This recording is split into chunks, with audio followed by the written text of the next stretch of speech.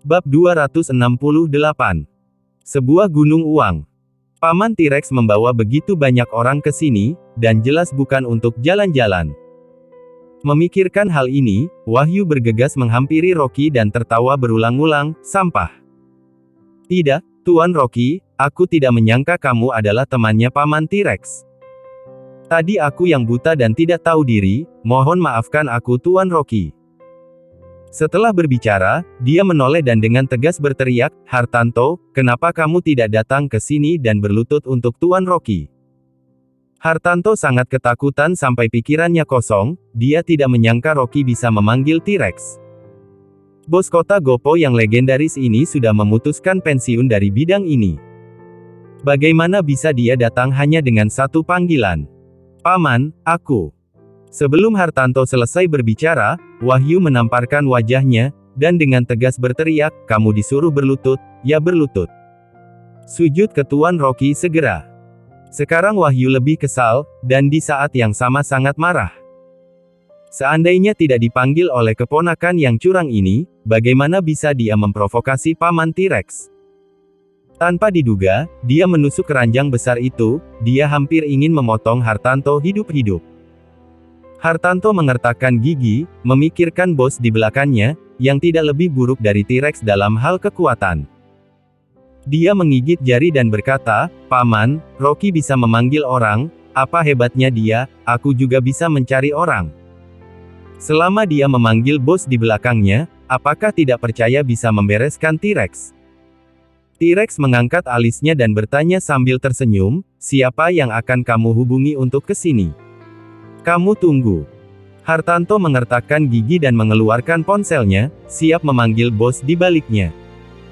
Tepat ketika dia baru saja mengangkat teleponnya, Wahyu menjatuhkan diri, dan berlutut di tanah sambil menjongkok kepalanya ke arah Rocky. Tuan Rocky, aku salah. Maafkan aku. Aku mohon Paman T-Rex untuk mengampuniku. Aku akan mengurus semuanya dengan rapi. Setelah berbicara, dia berdiri dengan gigi terkatup, meraih kerah Hartanto, lalu menamparnya dengan tamparan keras. Bentak. Tamparan yang keras langsung menghempaskan Hartanto ke tanah. Dengan mata merah, Wahyu melangkah ke depan dan meraih kerah Hartanto, membuka tangan besarnya dan memberikannya belasan tamparan. Tepuk tangan meriah bergema di jalan. Penonton menahan napas dan menatap pemandangan ini. Wahyu adalah sosok kekar, menamparkan lebih dari 20 tamparan sekaligus, dan tetap tidak berhenti. Keponakanku yang curang, berani sombong di depan Paman T-Rex, ini sama saja membawanya ke arah kematian. Bahkan saat ini Wahyu tega membunuh Hartanto. Hartanto dipukuli dengan darah dari sudut mulutnya, dan hidung yang baru saja dipatahkan Rocky tiba-tiba melonjak. Dia berteriak dan menangsi. Paman! Kenapa kamu memukulku? Aku benar-benar bisa mencari orang. Sebelum dia selesai berbicara, Wahyu melotot lebar dan menamparnya lagi. Masih tidak mau diam, aku akan membunuhmu. Segera bersujud pada keluarga Tuan Rocky. Setelah jeritan Hartanto, gigi berdarah besar keluar dari mulutnya, memercikkan darah. Wahyu menamparkan wajah Hartanto seperti orang gila, sehingga tidak sempat berbicara. Kerumunan di sekitarnya penuh sesak, tetapi seluruh jalan sunyi. Pasang mata terkejut yang tak terhitung jumlahnya menatap kedua orang ini. T-Rex adalah bos dunia gelap, banyak orang yang tidak mengenalnya, tetapi mereka mengenal Wahyu. Itulah raja di jalan ini, tidak ada yang berani mengacaukannya di Antique Street. Namun saat Pak Tua ini datang, Wahyu yang barusan masih sombong itu tiba-tiba menjadi cacing. Melihat Wahyu memukuli Hartanto dengan kekerasan, Andrew terpana, wajahnya kaget. Bahkan jika menantunya mengenal nama-nama besar itu, bagaimana mungkin T-Rex dipanggil dengan begitu banyak orang dalam satu panggilan telepon? Jenny juga kaget, dan buru-buru menutupi wajahnya karena takut dipukul. Terlalu menakutkan.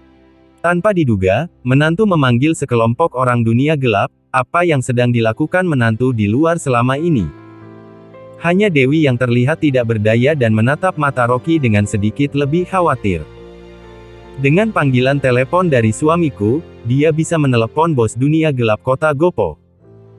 Sepertinya suaminya benar-benar berasal dari keluarga dunia gelap, kalau tidak bagaimana dia bisa berhubungan dengan begitu banyak orang dunia gelap. Mereka adalah orang-orang yang berbahaya, dan mereka semua melakukan bisnis gelap. Dia takut suatu hari Rocky akan tertangkap basah dalam permainan secara tidak sengaja. Tidak, harus menyuruh suaminya memutuskan hubungan dengan orang-orang ini. Pada saat itu, sebuah sepeda motor Harley melesat masuk, dan seorang pria kulit gelap melompat dari atas, membawa 2 koper gelap di tangannya. Dia berlari ke Rocky dan berkata dengan hormat, "Tuan Rocky, ini 12 M, tolong lihat." Bentak. Kedua koper dibuka bersamaan. Tiba-tiba keluarlah tumpukan uang kertas di dalamnya. Semuanya uang tunai. Kerumunan itu berseru, mata mereka tegak. Rocky tampak pingsan, dan berkata, "Tuangkan dan biarkan Wahyu menghitung." Pria besar itu tidak mengucapkan sepatah kata pun, mengambil kopernya dan jatuh. Wow! Kumpulan uang kertas merah tiba-tiba mengalir, seperti serpihan salju. Dalam sekejap, 2 kotak uang kertas merah menumpuk di tanah menjadi bukit, setinggi setengah badan orang. Penonton tercengang, dan ada suara menelan tenggorokan. Jenny membuka mulutnya lebar-lebar, matanya tertuju pada uang kertas, terengah-engah karena kegembiraan. Begitu banyak uang. Apakah itu semua uang pribadi menantu? Dia menatap bukit uang kertas, tiba-tiba melompat seperti kelinci, dan bergegas ke uang kertas. Untungnya, Andrew sudah bersiap sejak awal, mengetahui bahwa istrinya akan menjadi gila begitu dia melihat uang itu, jadi dia menyeretnya kembali dan berteriak, "Paman T-Rex yang membawa uang itu, kamu berani mengambilnya? Lepaskan aku."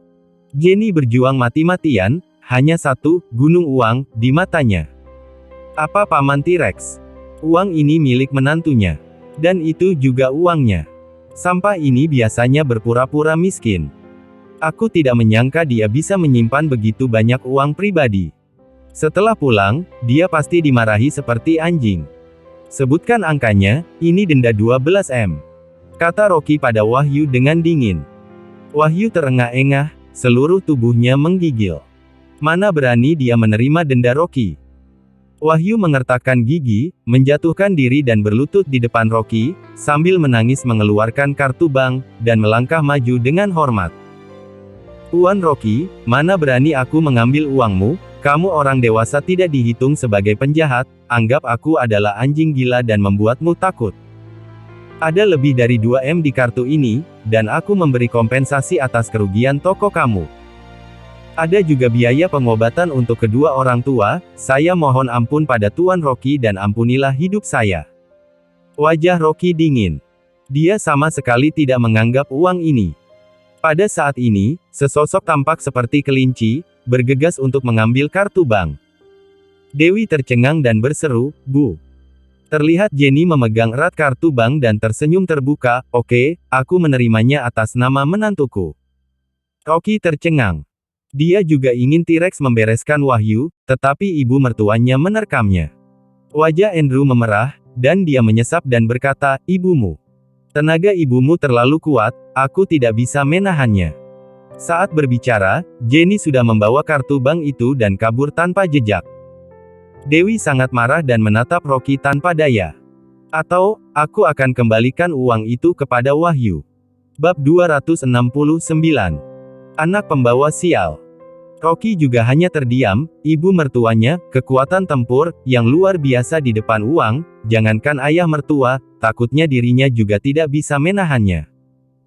Seketika itu juga, T-Rex juga tercengang, ketika kembali sadar, dia melihat Rocky untuk meminta pendapatnya dengan tak berdaya. Rico sangat pintar, dia segera membenturkan kepalanya di lantai kepada Andrew. "Terima kasih, untuk pengampunannya kakek, mulai sekarang, anggap saja aku sebagai anjing peliharaan Anda. Mulai sekarang, kakek Budi akan berbisnis di Antique Street, asalkan ada orang yang berani membuat masalah, satu telepon dari Anda, maka aku segera datang membawa orang." Andrew adalah orang yang jujur, dia ditakutkan hingga melambaikan tangannya terus-menerus, "Kamu adalah kaptennya, kamu tidak bisa." Rocky merasa sangat pusing, hanya bisa melambaikan tangannya ke T-Rex. Sudah menjadi seperti ini, apalagi yang bisa dia lakukan? Dia mengedipkan mata pada T-Rex. T-Rex segera memerintahkan anak buahnya yang berjalan mendekat sambil membawa sebuah karung besar. Masih ada uang. Jenny terkejut. Namun, benda yang dikeluarkan dari karung itu adalah barang antik. Tepatnya, barang antik palsu.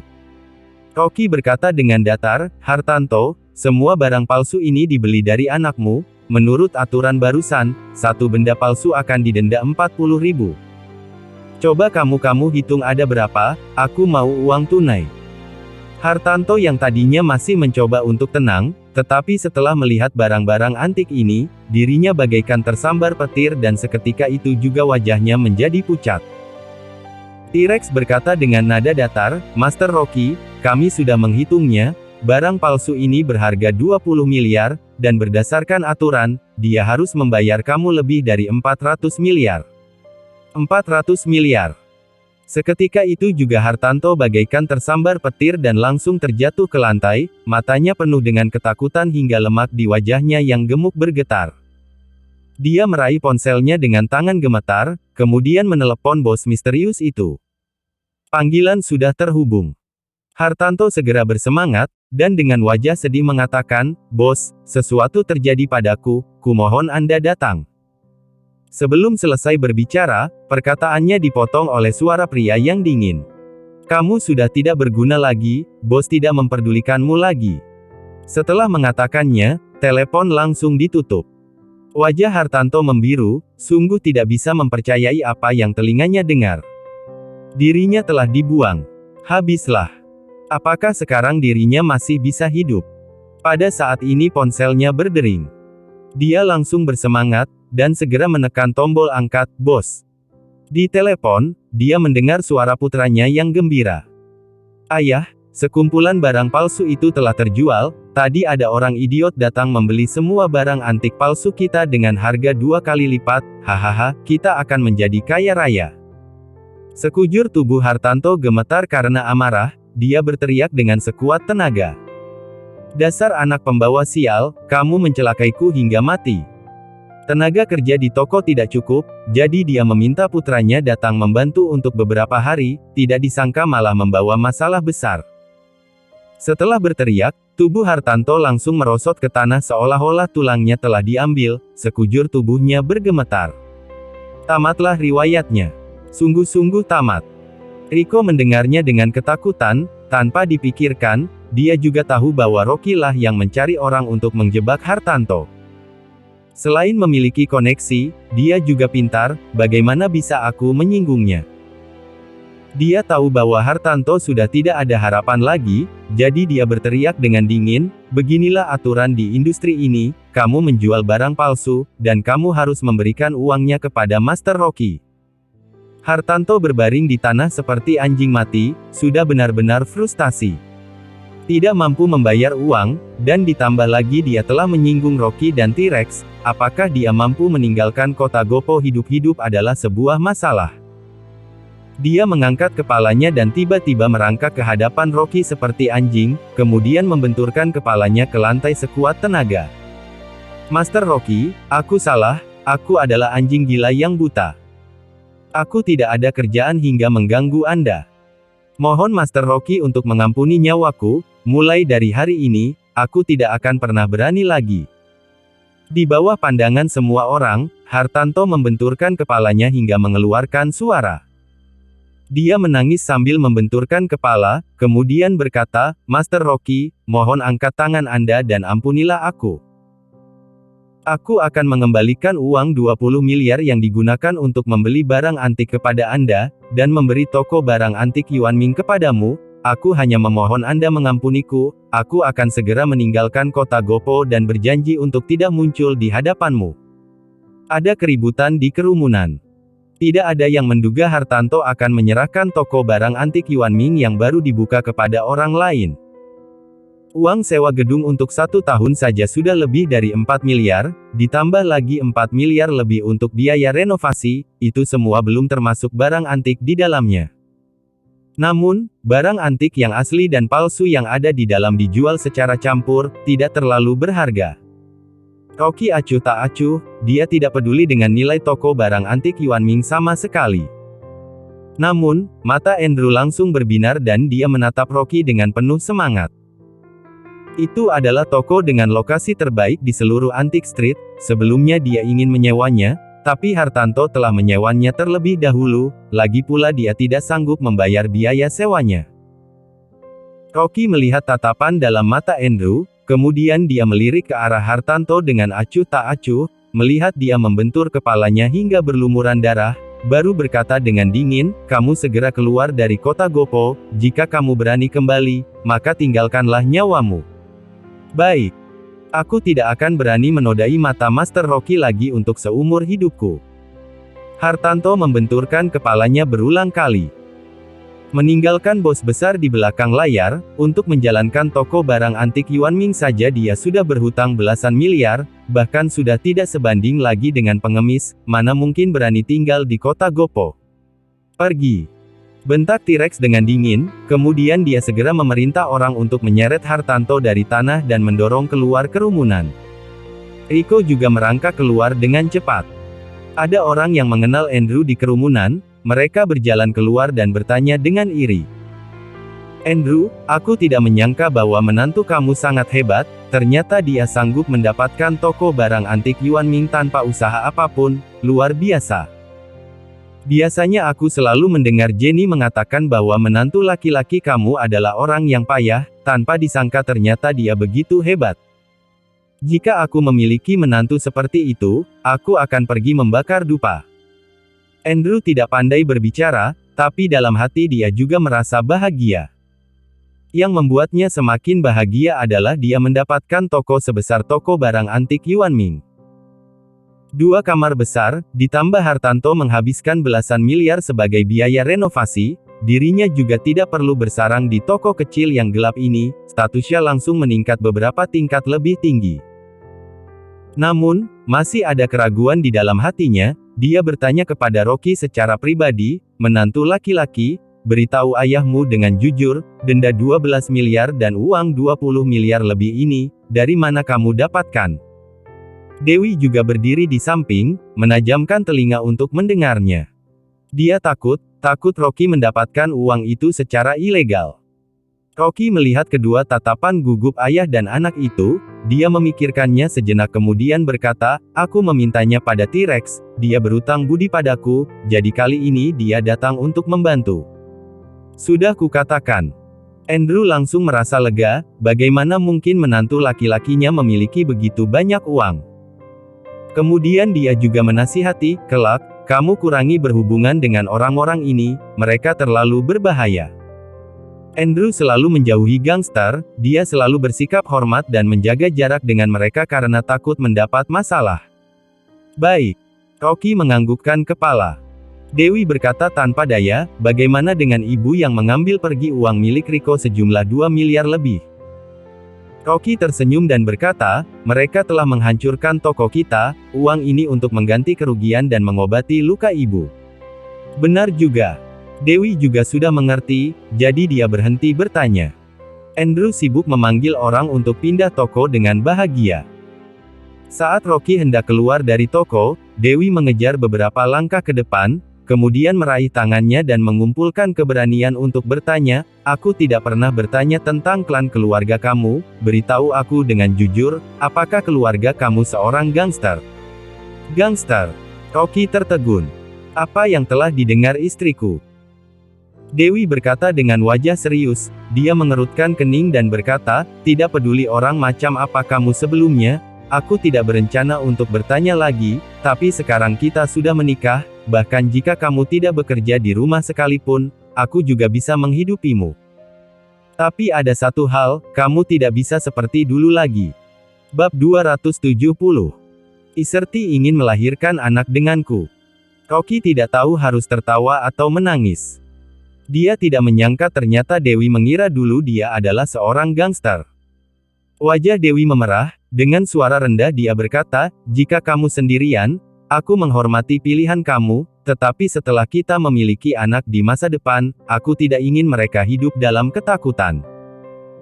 Sebelum dia bisa menyelesaikan kata-katanya, Rocky tiba-tiba menjadi bersemangat, menggenggam tangan kecilnya dengan erat, dan tidak bisa menahan diri untuk tidak berkata, "Istriku, kamu bersedia bersamaku?"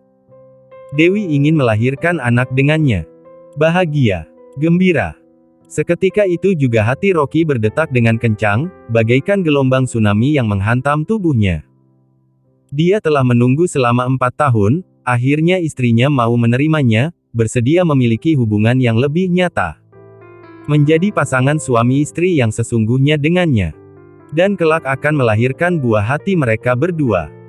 Rocky sangat bersemangat hingga dadanya naik turun, dia menggenggam tangan Dewi dengan erat, kemudian sambil tersenyum berkata, "Kalau begitu malam ini kita berhubungan intim. Sekarang masih belum waktunya." Wajah Dewi memerah dan jantungnya berdetak dengan cepat, karena panik, tanpa berpikir panjang, perkataan itu langsung keluar dari mulutnya. Rocky tidak ingin melepaskan kesempatan ini, segera bertanya, "Kalau begitu mau tunggu sampai kapan?" "Tunggu aku sudah siap, baru kita bicarakan lagi." Dewi menundukkan kepalanya, menghindari tatapan Rocky yang panas. Perkataan Melanie siang tadi muncul lagi di benaknya. Dia mengkhawatirkan keselamatan Rocky, juga tidak mengetahui keadaan keluarganya. Masih terlalu dini untuk menjalin hubungan dengannya. Selain itu, dia juga khawatir akan ada bahaya yang tersembunyi dari keluarga Rocky di luar. Di dalam ada saingan cinta yang sangat kuat seperti Melanie. Jika Rocky sedikit terguncang, Melanie akan merebutnya. Ketika Dewi memikirkan hal ini, rasa kecewa melintas di dalam hatinya. Diam-diam, Dewi memutuskan bahwa dia harus mengembangkan karirnya dan berusaha untuk membuat perusahaan Arta Cloud menjadi lebih besar dan lebih kuat, walaupun tidak sebaik karir Melanie, namun setidaknya dirinya tidak kalah dari Melanie. Dengan begitu dia memiliki kepercayaan diri untuk bersama dengan Rocky. "Rocky, sekarang masih belum waktunya, aku ingin lebih fokus pada perusahaan, setelah semuanya beres, kita baru." Ketika Dewi mengatakan ini, dia menundukkan kepalanya dengan malu, kemudian bertanya dengan lembut, "Apakah kamu bersedia memberiku waktu dan menungguku?" Rocky menatapnya untuk waktu yang lama, kemudian berkata-kata demi kata, "Kamu adalah istriku, dan aku bersedia menunggu seberapa lama pun, tidak peduli apa yang ingin kamu lakukan, aku akan mendukungmu." Rocky. Seketika itu juga Dewi tersentuh, dan tidak bisa menahan diri untuk memeluknya. Semburan wewangian mengalir ke hidung Rocky. Rocky tidak bisa menahan diri untuk menundukkan kepalanya dan mencondongkan tubuh ke wajah Dewi. "Pindahkan lemari itu." Tiba-tiba terdengar suara Andrew dari arah pintu. Dua orang yang saling berpelukan dikejutkan sehingga mereka segera berpisah. Untuk beberapa saat, Rocky merasa malu, dia mengangkat kepala dan melihat Andrew berdiri di depan pintu, hanya memanggil, "Ayah." Ahem. Wajah Andrew juga memerah. Dia pergi ke toko untuk memindahkan lemari, tidak menyangka bisa melihat putri dan menantunya ciuman sambil berpelukan. Dewi merasa malu hingga wajahnya memerah ketika hal ini terlihat oleh ayahnya. Dewi segera meraih tasnya dan berjalan keluar. Ada sesuatu yang harus aku lakukan di kantor, aku pergi dulu." Setelah Dewi pergi, Andrew berjalan mendekat, menepuk bahu Rocky seolah-olah orang yang memiliki pengalaman, kemudian dengan misterius berkata, "Menantuku, bagaimana dengan efek dari anggur ginjal yang aku berikan sebelumnya? Di rumahku masih ada 1 botol anggur obat anjing laut, kamu bisa minum 1 gelas sebelum tidur, efeknya dijamin sangat bagus." "Terima kasih ayah." Rocky sangat malu, dia tidak menyangka bahwa diam-diam, ayah mertuanya memiliki begitu banyak anggur afrodisiak. Tidak terlihat bahwa ayah mertua sudah hampir berusia 60 tahun, dia dan ibu mertua masih memiliki permintaan yang kuat di bidang itu. Pemenang kehidupan. Ketika ayah mertua tumbuh kuat, ibu mertua akan menikmati berkah. Pantas saja Jenny penuh energi, ternyata karena diasuh oleh ayah mertua tua. Rocky tidak bisa menahan diri untuk mulai berhayal, ketika dia berumur 60 tahun nanti, 2-3 hari sekali dia pasti akan melakukannya bersama istrinya, kehidupan yang bahagia. Andrew menepuk pundaknya, dia tersenyum dan berkata, "Kamu bekerja keras agar Dewi dapat melahirkan bayi dengan cepat, dengan adanya bayi, ibumu tidak akan punya banyak tenaga untuk dibuang lagi. Rocky merasa pusing ketika menyebutkan Jenny. Sekarang setiap hari Jenny selalu mencari masalah. Jika dia memiliki anak nanti, di belakangnya ibu mertua ini pasti akan mengajari anaknya bahwa ayah itu jahat. Jika Jenny mengatakan, ayahmu adalah sampah, di hadapan putranya setiap hari, bagaimana dia mendidik anak? Memikirkan hal ini, bulu kuduk Rocky merinding. Tanpa daya dia berkata, ayah, mari kita bicarakan itu nanti. Jenny yang sedang menarik uang dari bank, tiba-tiba bersin beberapa kali hingga air liur bertebaran. Dia menyeka wajahnya karena kesal, bertanya-tanya siapa yang menggosipi dirinya di belakang. Tante, apakah Anda masih mentransfer uang? Tanya teller. Wajah Jenny berubah tegas, kemudian memarahi, Tante siapa? Aku baru berusia 35 tahun, jika kamu sembarangan berbicara, akan aku laporkan kamu. Teller wanita ditakuti olehnya sehingga dia segera tutup mulut. Sekali lihat, wanita tua itu sudah hampir berumur 60 tahun, dia tidak bisa tidak merubah perkataannya, kakak, apakah kamu mentransfer uang? Transfer uang 4 miliar ini untuk adikku. Jenny menyerahkan buku tabungan. Selain uang 2 miliar lebih yang baru saja dia terima tadi, semua uang yang biasanya dia dapatkan, selain dia hamburkan sendiri, akan dia transfer kepada adiknya. Adik berbisnis di kota Wasa, jadi dia menganggap sebagai investasi. Tunggu sampai bisnis adiknya sukses, maka dia akan menjadi bos besar. Jenny merasa senang ketika memikirkan ini. Tiba saatnya nanti, dia dapat membeli apapun yang dia inginkan, uangnya tidak akan habis untuk dihamburkan. Keesokan harinya, Rocky menerima telepon dari Broto yang memintanya untuk pergi ke restoran Gobes, katanya ada sesuatu yang ingin dia diskusikan. Rocky langsung pergi ke restoran Gobes. Hanya ada Broto dalam ruangan itu, melihat dia memasuki pintu, Broto segera berdiri dan menyambutnya dengan hormat. Master Rocky, silahkan duduk. Rocky tidak melihat Direktur Ren, jadi dia bertanya, ayahmu sudah kembali ke kota Babel. Broto tersenyum dan berkata, terima kasih karena Master Rocky telah membantu adik menemukan pembunuh sebenarnya, ayahku membawa Liu bersaudara kembali ke kota Babel dan menghukum pembunuh itu dengan berat. Dia mengatakannya dengan santai, tetapi Rocky tahu bahwa pasukan bawah tanah keluarga Ren di kota Babel tidak boleh diremehkan, dan mereka bukanlah orang yang baik. Namun, Rocky tidak peduli bagaimana keluarga Ren menangani Liu bersaudara. Broto melaporkan, aku telah merundingkan akuisisi pabrik farmasi di kota Gopo, tunggu setelah jalur produksi farmasi di kota Babel selesai, maka konstruksi akan dimulai pada waktu yang sama, diusahakan agar obat-obatan tersebut dirilis ke pasar pada waktu yang sama. Baik. Rocky mengangguk ringan, puas dengan efisiensi kerja Broto. Broto melihat wajahnya dan dengan hati-hati berkata, Master Rocky, Yoga baru saja tiba di kota Gopo, dia ingin bertemu denganmu. Dia datang untuk apa? Acara White Dragon yang diadakan 3 tahun sekali akan diadakan di bulan depan. Meskipun kamu berada jauh di kota Gopo, namun setelah Yoga dan aku berdiskusi melalui telepon tadi malam, merasa bahwa masalah ini harus tetap dilaporkan kepada Anda. Acara White Dragon. Rocky mengerutkan kening, acara macam apa ini? Bab 271. Acara White Dragon. Broto berkata, Direktur Yoga sudah menunggu di luar, aku suruh dia masuk untuk membahas dengan Anda saja, dia adalah ketua acara White Dragon di daerah Nangwang. Rocky menganggukkan kepala bermaksud mengerti. Beberapa menit kemudian, Yoga mendorong pintu masuk, di belakangnya ada 10 pengawal yang mengikuti. Dia mengayunkan tangannya menyuruh pengawal untuk mundur, saat masuk ke dalam ruangan, dia membungkuk dengan hormat terhadap Rocky. Halo Master Rocky. Rocky menganggukkan kepalanya mempersilakan dia duduk. Broto menuangkan segelas teh kepada Yoga, dia tersenyum sambil berkata, Direktur Yoga, kamu yang menjelaskan tentang acara White Dragon saja kepada Master Rocky.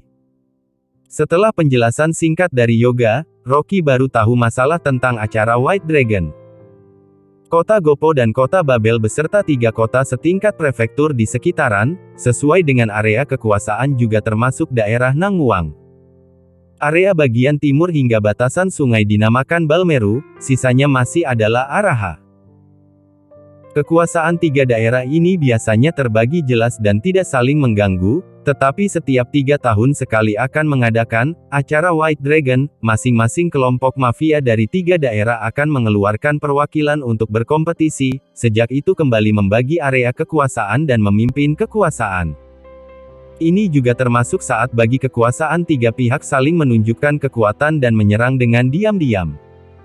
Dulu yang mewakili daerah Nangguang untuk ikut serta dalam acara White Dragon adalah T-Rex. Tetapi 3 tahun lalu T-Rex resmi pensiun, dia melewati masa tuanya di kota Gopo, jadi dia tidak begitu memedulikan masalah di dunia persilatan. Acara White Dragon, tahun ini, sekelompok master daerah Nangguang memilih Yoga untuk ikut serta, karena setelah paman T-Rex pensiun, maka yang paling kuat adalah Yoga.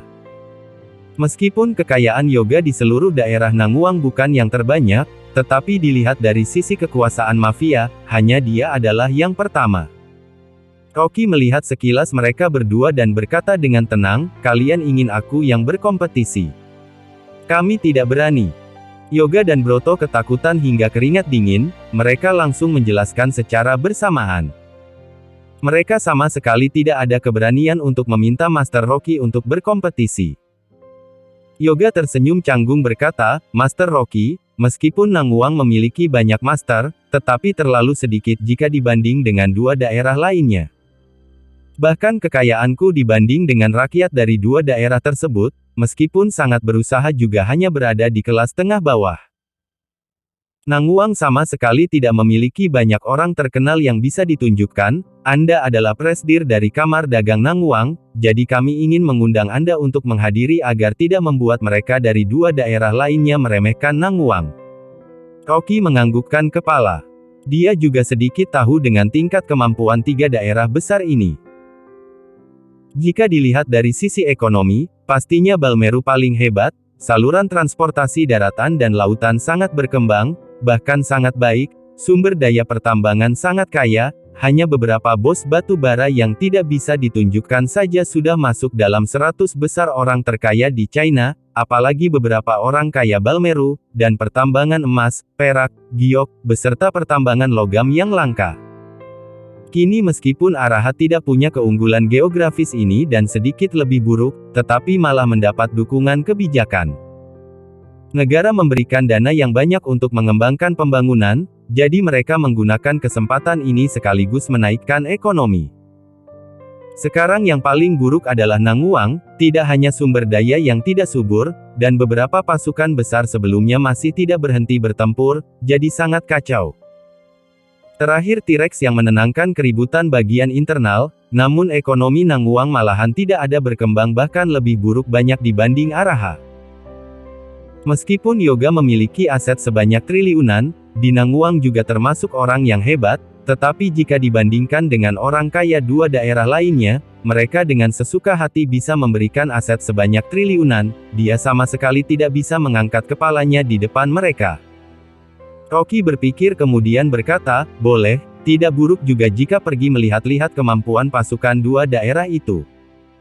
Karena dia ingin mengembangkan kemampuannya, dia tidak bisa jika hanya mengalahkan Nangguang saja. Dia harus memikirkan cara untuk membatasi area kekuatan dari 2 daerah lainnya. Ini adalah sebuah kesempatan bagi dia untuk mencari tahu jelas kekuatan dari 2 daerah ini. Melihat Rocky sudah menyetujui, ekspresi senang muncul di wajah Yoga, tetapi dia malah menghela napas dan berkata dengan tidak tenang, "Master Rocky, sejujurnya di sisiku masih ada seorang sebelumnya dia kalah dari Jovian di Biro Feng Shui. Kali ini T-Rex memperkenalkan master di sisinya yang pernah mengikuti acara White Dragon sebelumnya untukku. Tapi karena aku pertama kali ikut, jadi aku tetap tidak berani. Jika Anda bisa dengan rendah hati untuk ikut serta, meskipun aku kalah, aku juga bisa menyelamatkan nyawaku di sisi Anda." Rocky memainkan alisnya, "Kenapa? Apakah acara White Dragon adalah pertarungan kematian?"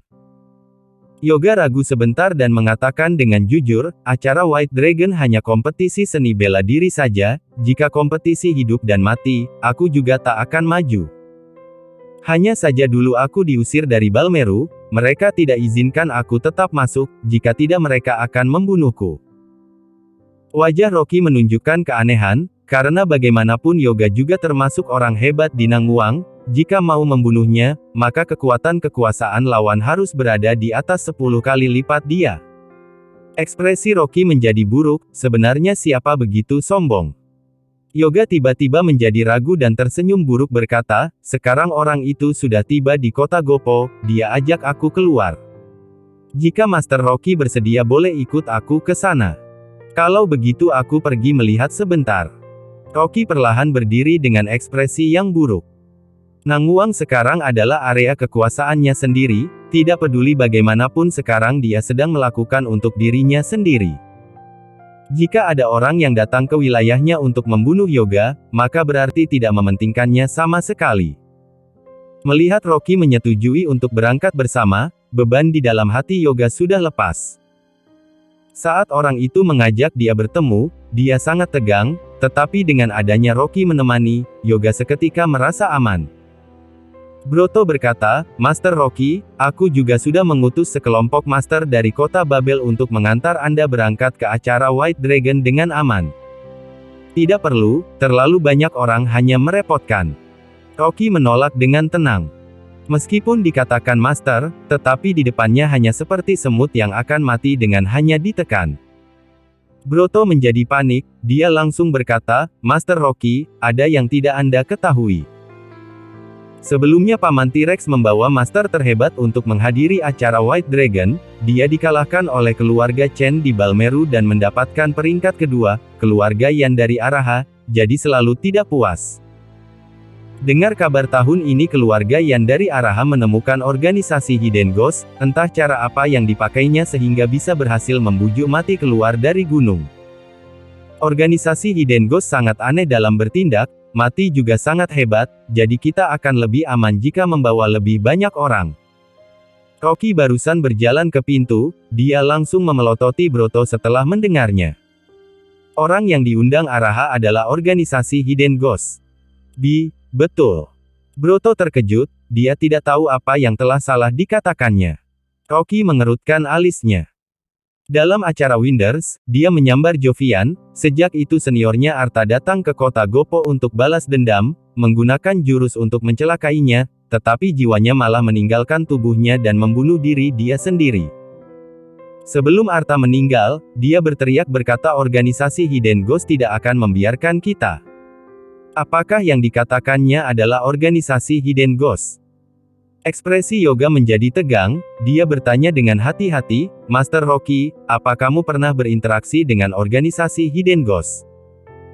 Rocky berkata dengan tenang, aku membunuh 2 murid dari organisasi Hidden Ghost, daripada menunggu mereka datang, lebih baik aku pergi mencari mereka untuk mengurangi masalah. Apa? Master Rocky pernah menemui orang dari organisasi Hidden Ghost? Broto sangat terkejut, dia sama sekali tidak tahu masalah Rocky di Biro Feng Shui. Bab 272. Memukul anjing harus melihat majikannya.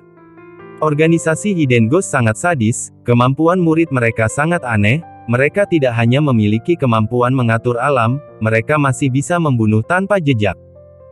Orang yang mau mereka bunuh, meskipun lawan mereka mengundang pengawal yang paling hebat juga tidak berguna sama sekali.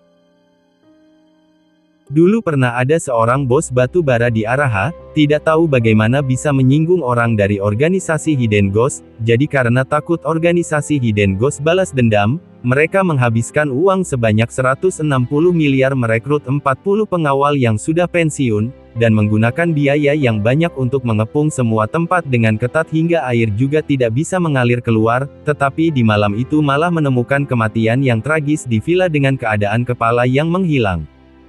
Di lantai terdapat 3 tulisan darah yang besar. Organisasi Hidden Ghost. Semua ekspresi pedagang terkenal di 3 daerah langsung berubah setelah mendengar nama organisasi ini, mereka tidak berani menyinggung sama sekali. Tak disangka Rocky malah bisa membunuh 2 orang dari organisasi Hidden Ghost bahkan membuat mereka mundur semua. Broto terkejut dan semakin menghormatinya. Beberapa saat kemudian, Rocky mengikuti Yoga keluar dari restoran Gobes, lalu naik mobil ke pinggiran kota. Orang yang mau mengambil nyawa Yoga sudah menunggu di sana. Yoga yang biasanya sangat berwibawa, kini di dalam mobil sedikit tegang dan terus-menerus menyeka keringat. Rocky melirik dia, kemudian berkata dengan tenang, "Sebenarnya siapa yang berani mengancammu?" Yoga menyeka keringat dingin, lalu tersenyum buruk berkata, "Keluarga Chen dari Dongzhou." Rocky berpikir sebentar, kemudian mengatakan, "Oh," lalu dengan tenang berkata, "Hanya keluarga yang biasa saja juga membuatmu begitu takut." Keluarga yang biasa saja. Rocky langsung menjadi malu, dia sama sekali tidak tahu bagaimana menjawabnya. Keluarga Chen dari Dongzhou dan keluarga Yan dari Araha. Siapa yang tidak tahu keluarga terkuat di dua daerah besar ini? Balmeru adalah yang terkaya, keluarga Chen yang paling berkemampuan, dilihat dari kekayaan saja sudah lebih puluhan hingga ratusan kali lipat dari dirinya. Apalagi kekuatan kepala keluarga yang sangat kuat, hanya perlu dengan satu kata saja sudah bisa memerintah sekelompok orang hebat dan seluruh aliansi bisnis, bahkan kepala keluarga dari Araha juga sedikit menghormatinya. Tapi di mulut Rocky malah menjadi, keluarga yang biasa. Entah karena Rocky tidak begitu memahami keluarga Chen, atau latar belakangnya yang tidak bisa ditebak, sehingga tidak mementingkan keluarga Chen yang begitu besar. Yoga tidak berani meragukan terlalu banyak, tetapi dalam hatinya menebak mungkin adalah jawaban kedua. Dia semakin menghormati Rocky, sikapnya juga semakin sopan. Rocky memikirkan masalah mati, melihat Yoga begitu tegang, dia mengira Yoga takut dengan keluarga Chen. Jadi dia berkata, jika keluarga Chen berani di daerah Nanguang melakukan aksi pembunuhan besar, maka mereka tidak menghormatiku. Keluarga seperti ini juga tidak perlu dibiarkan tinggal di dunia ini, jadi langsung dimusnahkan saja. Terima kasih Master Rocky. Yoga sangat berterima kasih. Tetapi dalam hatinya menjadi ragu. Memusnahkan keluarga Chen. Mereka adalah keluarga besar pertama di Balmeru. Rocky malah mengatakan masalah memusnahkan keluarga dengan begitu gampang, sebenarnya apakah dia tahu dengan detail keluarga Chen? Tapi Yoga tidak berani bertanya, dia hanya dalam hati memutuskan untuk membawa Master yang diutus Hendra ke acara White Dragon untuk berjaga-jaga keamanannya jika ada yang terjadi di acara White Dragon. Lokasi yang dijanjikan ada di gedung Beverly. Rocky pergi bersama dengan Yoga, tetapi malah tidak kelihatan bayangan orang itu sama sekali. 40 menit kemudian, deretan mobil yang dipimpin oleh mobil Bentley perlahan-lahan melaju kemari. 7 hingga 8 pengawal duluan turun dari mobil dan berdiri di dua sisi dengan rapi. Karena barusan hujan, jadi lantai sedikit basah. Seorang yang seperti asisten membawa sebuah karpet merah membuka di lantai, kemudian dengan menyanjung membuka pintu mobil. Seorang pria parubaya yang bergairah tidak biasa turun dari mobil dengan ekspresi tegas, kemudian melangkah besar ke depan, di belakangnya diikuti oleh pria berusia sekitar 50 tahun berpakaian jas mau. Yoga langsung menyambutnya dan mengulurkan tangan secara inisiatif, "Halo Direktur Jimmy." Tapi orang itu sama sekali tidak melihatnya, melainkan langsung melewati sisinya menuju ke ruang tamu dan duduk di tempat duduk utama. Beberapa pengawal meletakkan kedua tangan di belakang dan berdiri di belakang pria parubaya. Asisten yang tadi berjalan maju, lalu dengan arogan berkata kepada Yoga, "Bos Yoga, Direktur Jimmy suruh kamu pergi berbicara dengannya." Ekspresi Yoga sangat canggung, tetapi dia tidak bisa mengamuk, jadi dia dengan penuh rasa bersalah berkata kepada Rocky, "Master Rocky, sungguh maaf membuat Anda ikut kesulitan denganku. Dia adalah kepala keluarga Chen di Dongzhou yaitu Jimmy." Rocky menganggukkan kepalanya, dalam hati berpikir keluarga Chen yang begitu sombong sama sekali tidak memedulikan Yoga. Yoga berjalan maju, saat dia mau berbicara, Jimmy malah meletakkan gelas teh di meja dengan kuat, lalu berkata tanpa menaikkan matanya, "Yoga, dengar kabar kamu mau mewakili Nanguang ikut serta dalam acara White Dragon." "Betul." Wajah Jimmy tidak ada ekspresi sama sekali, dia tiba-tiba tertawa dan berkata dengan santai, "Kenapa? Apa kamu sudah melupakan ucapanmu ketika dulu meninggalkan Balmeru?" "Tidak." Yoga berkata dengan nada yang berat, "Dulu aku masih muda jadi tidak tahu apapun. Saat bekerja dengan Anda karena menyinggung Anda, jadi diusir dari perusahaan dan meninggalkan Balmeru. Anda pernah peringatkan aku jika kembali ke Balmeru, maka pasti akan membunuh aku. Hehe, karena kamu masih ingat, kenapa mau kembali? Ekspresi Jimmy sangat buruk, dia berkata dengan tenang, jangan-jangan mengira dirimu sudah lumayan hebat di Nangwang, jadi merasa sudah bisa beradu denganku. Kamu jangan lupa jika dulu kamu hanya anjingku saja, apa sekarang sudah berencana kembali menggigit majikan? Wajah Yoga menjadi sangat merah, dia menahan sindiran dari Jimmy, kemudian berkata, Direktur Jimmy, aku ikut serta dalam acara White Dragon karena disuruh oleh semua orang hebat di Nangwang, aku bukan mau kembali ke Balmeru. Jimmy dengan senyuman palsu berkata, Yoga, dulu aku sebagai kepala keluarga Chen yang muda, kamu menjadi prajurit kecil yang bekerja untukku, meskipun kamu sangat cerdas dan rajin, tetapi kamu tidak ada sisi yang lebih dari orang lain. Aku tidak menyangka jika kamu sekarang sudah menduduki posisi pemimpin di Nangwang, jika dulu kamu lebih giat beberapa saat, mungkin kamu bisa mencapai setengah dari kesuksesanku. Usia mereka berdua tidak berbeda jauh, tetapi Jimmy malah selalu berbicara dengan nada seperti seorang senior yang sangat meremehkan. Yoga menahan dipermalukan sambil berkata, terima kasih atas kebaikan Direktur Jimmy dulu, aku selalu mengingatnya. Jimmy sama sekali tidak memedulikannya, dia seperti tidak mendengar perkataannya, dia dengan tenang berkata, kamu tak perlu mengatakan kata-kata menyanjung lagi, dulu aku sudah banyak mendengar kata-kata sanjungan saat kamu di sisiku. Sekarang tampaknya kamu sudah hebat dan tidak mendengar ucapanku lagi.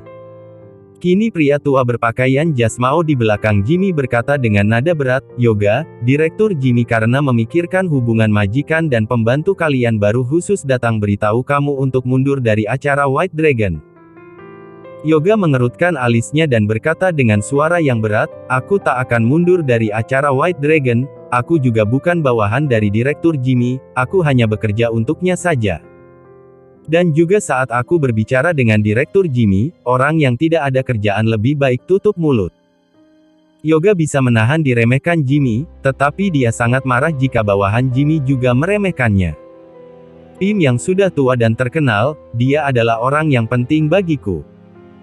Ekspresi Jimmy menjadi berat, dia berteriak dengan dingin, Yoga, aku perintah kamu segera minta maaf dengan Pim. Pim mengangkat dagunya dengan ekspresi sombong. Ekspresi Yoga sangat pucat dan bernapas dengan terengah-engah. Meskipun dulu dia bekerja di bawah Direktur Jimmy, tapi sekarang sudah berbeda dengan dulu, sekarang dia mewakili kekuatan mafia di Nangwang. Tapi Jimmy tetap saja meremehkannya, hal ini membuat Yoga sangat marah, namun karena dia mengerti kemampuan dirinya terlalu buruk, jadi dia memaksa untuk menahan dan berkata, Direktur Jimmy, aku tidak akan minta maaf, dan aku tetap akan ikut dalam acara White Dragon. Jika Direktur Jimmy datang untuk memperingatkan aku saja, maka aku hanya bisa bilang jika sekarang sudah berbeda dengan dulu, aku bukan orang dari perusahaanmu lagi, silakan pulang. Selesai mengatakannya, dia langsung memutarkan badannya dan pergi. Jimmy berkata tanpa menaikkan kepala, dulu kamu adalah anjingku, sekarang juga tetap sama. Sekelompok pengawal dalam sekejap menutupi pintu dengan rapat dan bergerak ke arah Yoga dengan aura mematikan. Ekspresi Yoga berubah, dia datang menemui Jimmy dengan mempertimbangkan hubungan mereka dulu, jadi dia hanya membawa seorang supir saja. Tak disangka Jimmy malah tidak memedulikan dia sama sekali dan masih ingin memaksa dirinya untuk minta maaf. Saat pengawal berlari ke arahnya, muncul sebuah suara yang tenang. Jimmy, meskipun kamu mau memukul anjing, kamu juga harus melihat majikannya. Lagi pula Yoga adalah orangku, apakah bisa kamu sentuh sesuka hati? Bab 273. Apa berani taruhan denganku? Sebuah tiupan angin yang kuat mengikuti suara ini melaju ke arah mereka seperti sebuah dinding tidak berwujud yang membuat beberapa pengawal ini mundur beberapa langkah. Master Rocky. Ekspresi Yoga seketika mengeluarkan rasa senang dan bergerak ke sisinya dengan cepat. Rocky menganggukkan kepala dengan ringan lalu menaikkan kepala dan melihat mereka. Gelas teh di meja jatuh di kemeja Jimmy karena tiupan angin kuat. Tapi ekspresinya tidak kelihatan marah sama sekali, sepasang matanya seperti api saat menatap Rocky. Rocky saling bertatapan dengannya dengan sangat tenang. Beberapa saat kemudian, Jimmy tiba-tiba tertawa ringan dan berkata dengan tenang, "Rocky, aku pernah dengar tentang dirimu, tapi sekarang kelihatannya kamu biasa saja." Sekarang Rocky adalah presidir dari aliansi bisnis Nanguang. Dia tahu Jimmy datang ke kota Gopo pasti sudah pernah memeriksa dirinya, jadi dia hanya menjawab, "Oh," saja dan berkata, "Tidak penting bagaimana kamu menganggap diriku. Aku hanya ingin beritahu kamu jika tak peduli siapapun yang berani membuat keributan di Nanguang, maka jangan salahkan aku tidak sungkan." Pria tua berpakaian jas mau berteriak, "Dasar bocah, beraninya begitu tidak sopan." "Pim, tidak apa-apa."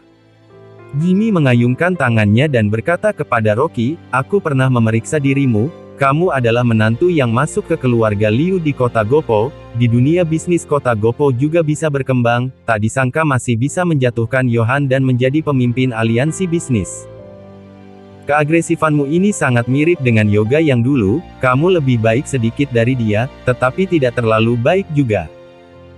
Dilihat dari hubungan Magi, aku tidak mempermasalahkan denganmu, tapi mulai dari sekarang, jika kamu masih berani mendekati Magi, maka aku tidak akan menjamin keberadaan kepalamu." "Magi." Rocky mengerutkan alisnya, tatapan mata dia seperti listrik melihat ke arah Jimmy. Kini pria tua berkata dengan dingin, "Direktur Jimmy adalah paman besarnya." Pikiran Rocky langsung berputar, dia merasa sangat terkejut. Dia tahu jika kedua orang tua Magi sudah meninggal, dia setiap hari ikut kakeknya yaitu Bernard, tapi dia tidak tahu jika dia memiliki latar belakang keluarga seperti ini.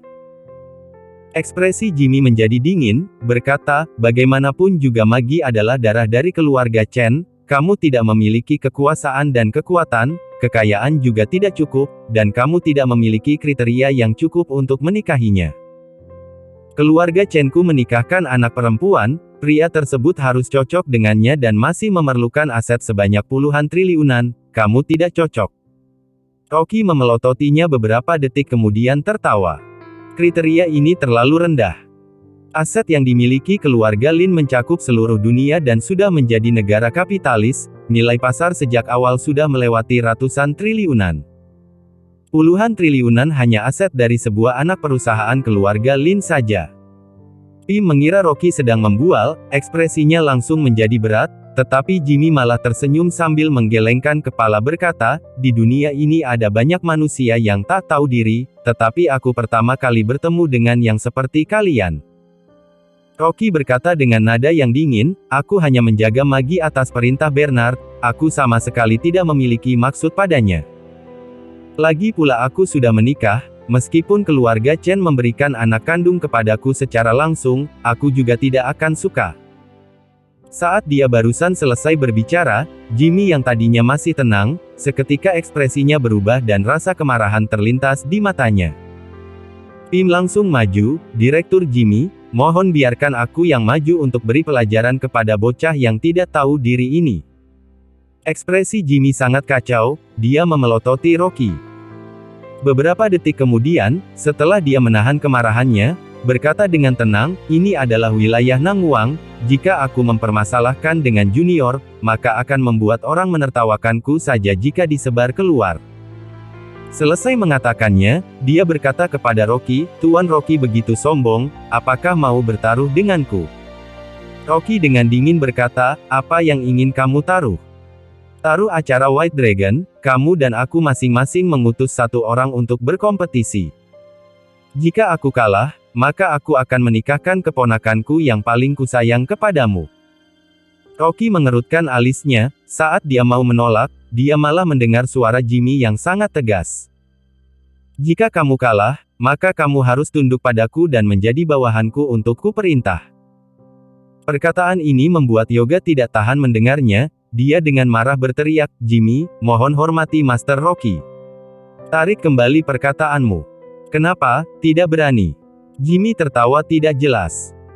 Rocky berkata dengan tenang, "Aku hanya takut kamu kalah dengan terlalu tragis, nanti jika kamu kalah di tanganku dan keponakanmu tidak bisa dinikahkan, bukankah kamu hanya mencelakai Magi?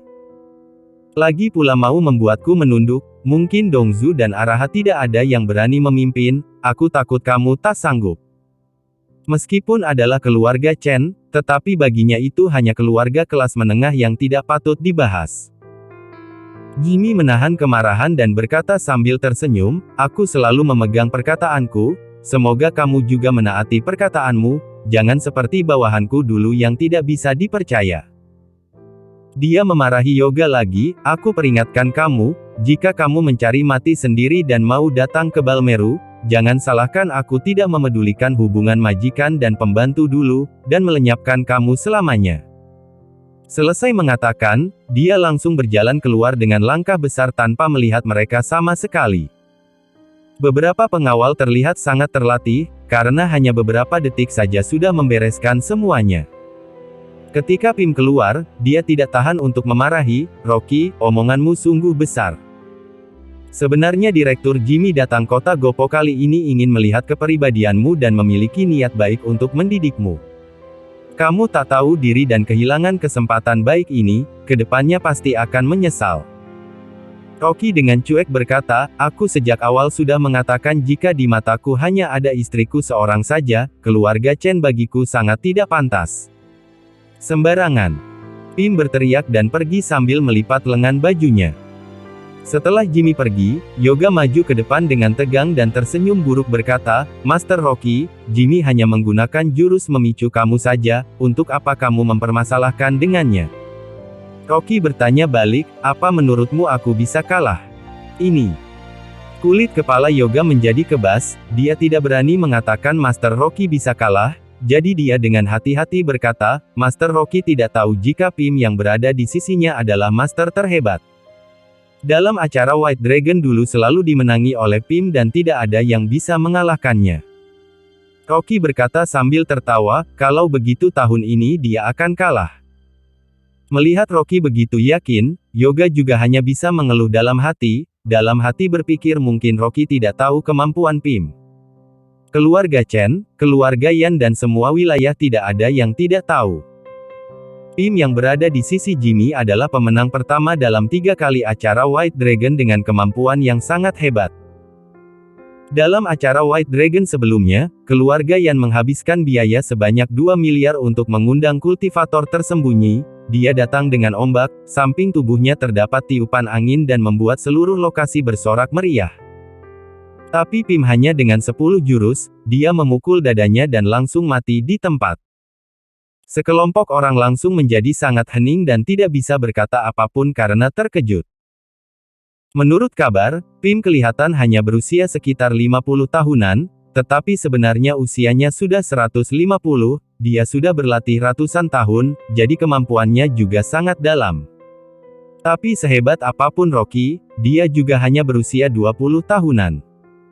Meskipun dia bisa memanggil petir, tetapi kemampuan kultivasinya tetap lebih sedikit. Yoga sangat tegang, tapi dia tidak berani berkata apapun, dia hanya berpikir dalam hati, sampai saat itu semua master yang dicari Broto ditambah dengan orang hebat dari Paman T-Rex setidaknya bisa melindungi dirinya dan Master Rocky mundur dengan aman. Rocky kembali ke rumah langsung merasa ada yang aneh. Dia melihat ke ambang jendela, seketika menjadi merinding. Pot bunga menghilang. Di dalam itu ada bibit ajaib dari batu hitam dan putih, itu adalah harta yang berharga. Kini Dewi berjalan masuk dengan memakai jubah mandi putih sambil menyeka rambut. Rocky langsung bertanya, "Istriku, di mana pot bunga yang kuletakkan di ambang jendela?" "Sudah dibuang ibu." Dewi dengan tidak senang duduk di tempat tidur dan berkata, "Siang hari kamu tidak di rumah, ibu melakukan bersih-bersih rumah dan merepet lama saat melihat kamu menanam bunga, ayah tidak bisa membujuk, jadi dibuang ibu begitu saja." Rocky langsung terdiam di tempat, dia hampir ingin mencekik Jenny hingga mati. Bab 274. Penerobosan sekali lagi. Di mana ibu membuangnya? Dia sebenarnya mau jual kepada pembeli barang bekas, tapi orang itu tidak mau, jadi dia menyuruh ayah membuang ke Gunung Kunta. Dewi berkata dengan ekspresi bersalah, "Bunga di dalam pasti sangat mahal, kan? Besok aku beli satu untukmu lagi. Aku pergi cari saja." Rocky tidak sempat banyak berbicara, dia langsung berlari ke pintu. Dewi tak menyangka reaksi dia begitu besar, dia berdiri dengan tidak tenang dan berteriak, "Kamu jangan pergi lagi, ibuku sudah menghancurkan pot bunga itu dan menuangnya untuk melihat apakah kamu ada simpan uang di dalam. Kamu tak akan menemukannya meskipun kamu mencarinya, besok aku temani kamu ke pasar bunga untuk beli lagi." Setelah mendengar suara Dewi dari belakang, suasana Rocky menjadi semakin gelisah. Bibit ajaib bagaimana mungkin bisa dibeli? Dia menyesal meletakkan pot bunga itu di rumah, jika tahu begitu maka dia sudah pindah ke villa di puncak gunung dan membiarkan Paman Ali yang menjaga. Rocky keluar sangat awal, dia langsung menuju Gunung Kunta. Untungnya hanya berada di belakang rumah dan tidak jauh, dia seperti terbang dan tiba di atas gunung tanpa memakan waktu hingga 5 menit. Hutan di sore hari sangat sepi, awan merah membakar di langit. Rocky mengeluarkan kekuatan spiritual di seluruh tubuhnya dan menyebar ke segala sisi, akhirnya dia merasakan ada sebuah kekuatan spiritual lemah yang menjawab dari bagian lereng selatan gunung. Dia langsung berlari ke sana. Ternyata benar. Dalam gundukan tanah terdapat potongan pot bunga. Dia melihat 2 buah tunas yang muncul dari tanah dengan 2 buah daun yang di atasnya dipenuhi dengan embun. Rocky menjadi sangat senang. 2 buah tunas ajaib ini tidak mau tumbuh saat ditanam dia sendiri, tak disangka dibuang ke dalam gunung malah langsung tumbuh. Gunung Kunta jauh dari kota, dalam hutan tersebar aura spiritual yang lemah dan sangat bersih. Rocky berpikir, apakah bibit ajaib mau tumbuh dengan menyerap aura spiritual paling bersih dari alam? Pantas saja dia menyiram dan memberi pupuk juga tak bisa tumbuh. Di saat ini terasa sebuah aura spiritual yang menyebar ke arahnya dengan kuat membuat dia susah bernapas. Rocky menjadi terkejut, apakah dalam gunung ini juga ada tempat aura spiritual berkumpul? Namun yang membuat Rocky lebih terkejut adalah saat dia menemukan jika aura spiritual ini muncul dari embun yang berkumpul di atas daun. Dia jongkok dan memerhatikan dengan hati-hati. Ternyata memang benar, embun yang berkumpul di atas daun tak disangka mengumpulkan semua aura spiritual yang terbaik dan banyak. Rocky seketika terkejut, mungkin ini adalah embun ajaib yang terbentuk dari aura terbaik alam di saat bibit ajaib ini tumbuh. Dia pernah melihat penjelasan embun ajaib seperti ini di Nine Grand Heavenly Scriptures. Ini adalah barang paling berharga dalam praktisi spiritual. Tidak hanya waktu yang pendek, matahari terbit sudah mau menghilang, ini bahkan adalah hal yang jarang ditemui. Tak disangka pot bunga yang dibuang mertua tanpa sengaja bisa menggantikan keajaiban seperti ini. Sungguh berkah dari kesialan. Rocky tanpa ragu-ragu meletakkan embun di jari tangan dan menelannya. Boom! Sebuah aura spiritual seketika masuk ke dalam tubuhnya. Pandangan Rocky seketika menjadi gelap semua dan terjatuh di lantai. Jiwanya seperti sudah meninggalkan tubuhnya dan beterbangan di galaksi yang luas. Semua galaksi berada di bawah kakinya. Bahkan Rocky dengan terkejut melihat sungai waktu yang panjang dan raksasa terbuat dari ribuan serpihan benda di dunia fana. Sebuah bayangan yang tidak jelas melintas di sungai waktu. Dia merasa sangat terkejut. Di depan pencipta, tidak peduli diri sendiri atau orang hebat lainnya, semua hanya sebutir debu yang sangat lemah. Melihat galaksi di bawah kaki, Rocky bisa merasakan titik akupuntur di tubuhnya sesuai dengan bintang di galaksi. 7 titik akupuntur besar di tubuh malah saling bekerja sama dengan biduk dan bersinar sekali lagi. Aku sudah meninggalkan tubuh manusia dan menjadi dewa. Rocky sangat terkejut, dia tidak tahan untuk berteriak dalam kebahagiaan. Menurut metode praktik dalam Nine Grand Heavenly Scriptures, titik akupuntur manusia berasal dari galaksi di saat Nuwa menciptakan manusia. Tetapi manusia biasa sama sekali tidak mungkin bisa cocok dengan galaksi. Hanya dengan berlatih menjadi dewa, menerobos dunia fana, semua titik akupuntur di tubuh baru bisa satu persatu cocok dengan bintang, dan praktik spiritual menggunakan kekuatan bintang. Rocky senang seperti gila, dia tidak menyangka setetes embun bisa membantu dirinya menerobos kemampuan spiritualnya.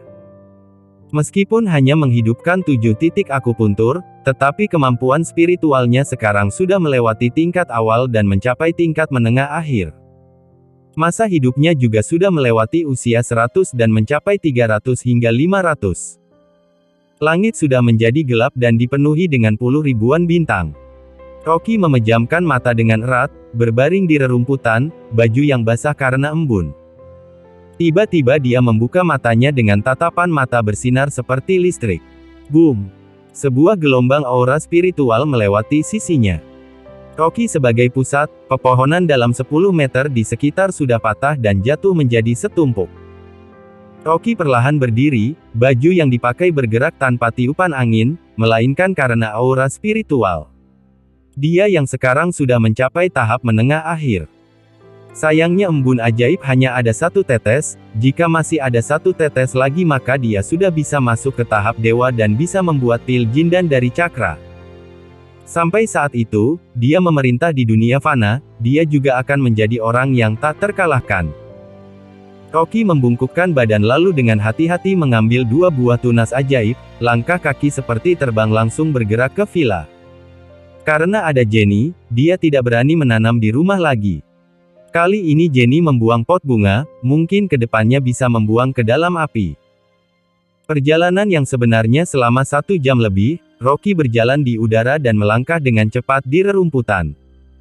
Jadi dia hanya menggunakan waktu 10 menit sudah tiba di depan villa. Saat dia baru melompat dari dinding, tiba-tiba muncul sebuah suara yang dingin. Siapa? Rocky barusan memutarkan badannya, dia melihat Paman Ali yang sangat galak mau melaju ke arahnya. Saat melihat jelas wajah Rocky, Paman Ali langsung menarik kembali tangannya, lalu mencondongkan tubuhnya sambil berkata dengan hormat, "Direktur Rocky, tadi aku tidak tahu jika itu adalah Anda, mohon maafkan saja." Rocky mengayunkan tangannya. Paman Ali berjaga di villa ini karena diperintah dia. Paman Ali juga memiliki sedikit kemampuan spiritual, jadi dia langsung bergerak keluar saat mendengar sebuah pergerakan. Rocky memerintah, "Bawakan aku 2 buah pot bunga, aku mau menanamkan 2 buah tunas ini di dalam villa. 2 buah tunas ini sangat penting, kamu harus menjaga dengan baik. Jangan sampai rusak." Paman Ali melihat tunas yang dipegangnya, meskipun tidak tahu benda apa itu, tetapi dilihat dari ekspresi Rocky yang serius, dia juga tahu jika 2 buah bunga ini sangat berharga. Paman Ali langsung mencondongkan tubuhnya dan berkata dengan suara yang berat, "Direktur Rocky, kamu tenang saja, aku akan menjaga dengan baik. Jika ada orang yang berani merebutnya, maka aku akan menjaganya meskipun mengorbankan nyawaku." Rocky menganggukkan kepala, dia tahu setelah penyakit lama Paman Ali sudah pulih, dia sudah berubah banyak. Orang yang bisa mengalahkan Paman Ali di seluruh kota Gopo hanya bisa dihitung dengan jari tangan. Dia menaikkan kepalanya melihat sekitaran, villa ini dibangun di atas gunung, sekeliling dipenuhi dengan hutan, ini adalah sebuah lokasi bagus yang bisa menyerap aura spiritual alam. Di bawah pepohonan yang jauh terdapat sebuah villa kecil yang pernah dibeli Ando. Hanya saja keluarga Liu sudah jatuh, villa ini juga sudah dilelang, Ando tidak tahu sudah pergi kemana. Rocky menarik kembali pandangannya, dalam hatinya berpikir jika villa dia dijadikan sebuah lingkaran sihir untuk menyerap aura spiritual alam, maka kebetulan bisa menumbuhkan 2 buah tunas ini. Dia langsung menghubungi Billy menyuruh dia beli batu kalsedoni.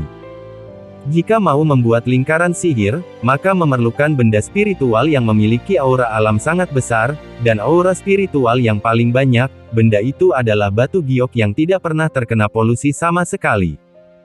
Dia berencana mengubur batu di bawah tanah dan membuat sebuah tempat pengumpulan aura. Billy sedang mandi, saat mendapat telepon dari Rocky, dia langsung menganggukkan kepala di dalam bak mandi. "Tuan muda, belakangan ini ada sebuah pedagang giok di Myanmar menghubungiku untuk berbisnis. Aku akan segera menyuruhnya menghubungi pedagang giok di Myanmar untuk batu kalsedoni yang Anda mau." Rocky menganggukkan kepala sambil berkata, "Beritahu dia dahulu untuk memilih batu kalsedoni terbagus. Perkiraan harga paling rendah kita adalah 4 triliun untuk menghindari dia memberikan barang palsu."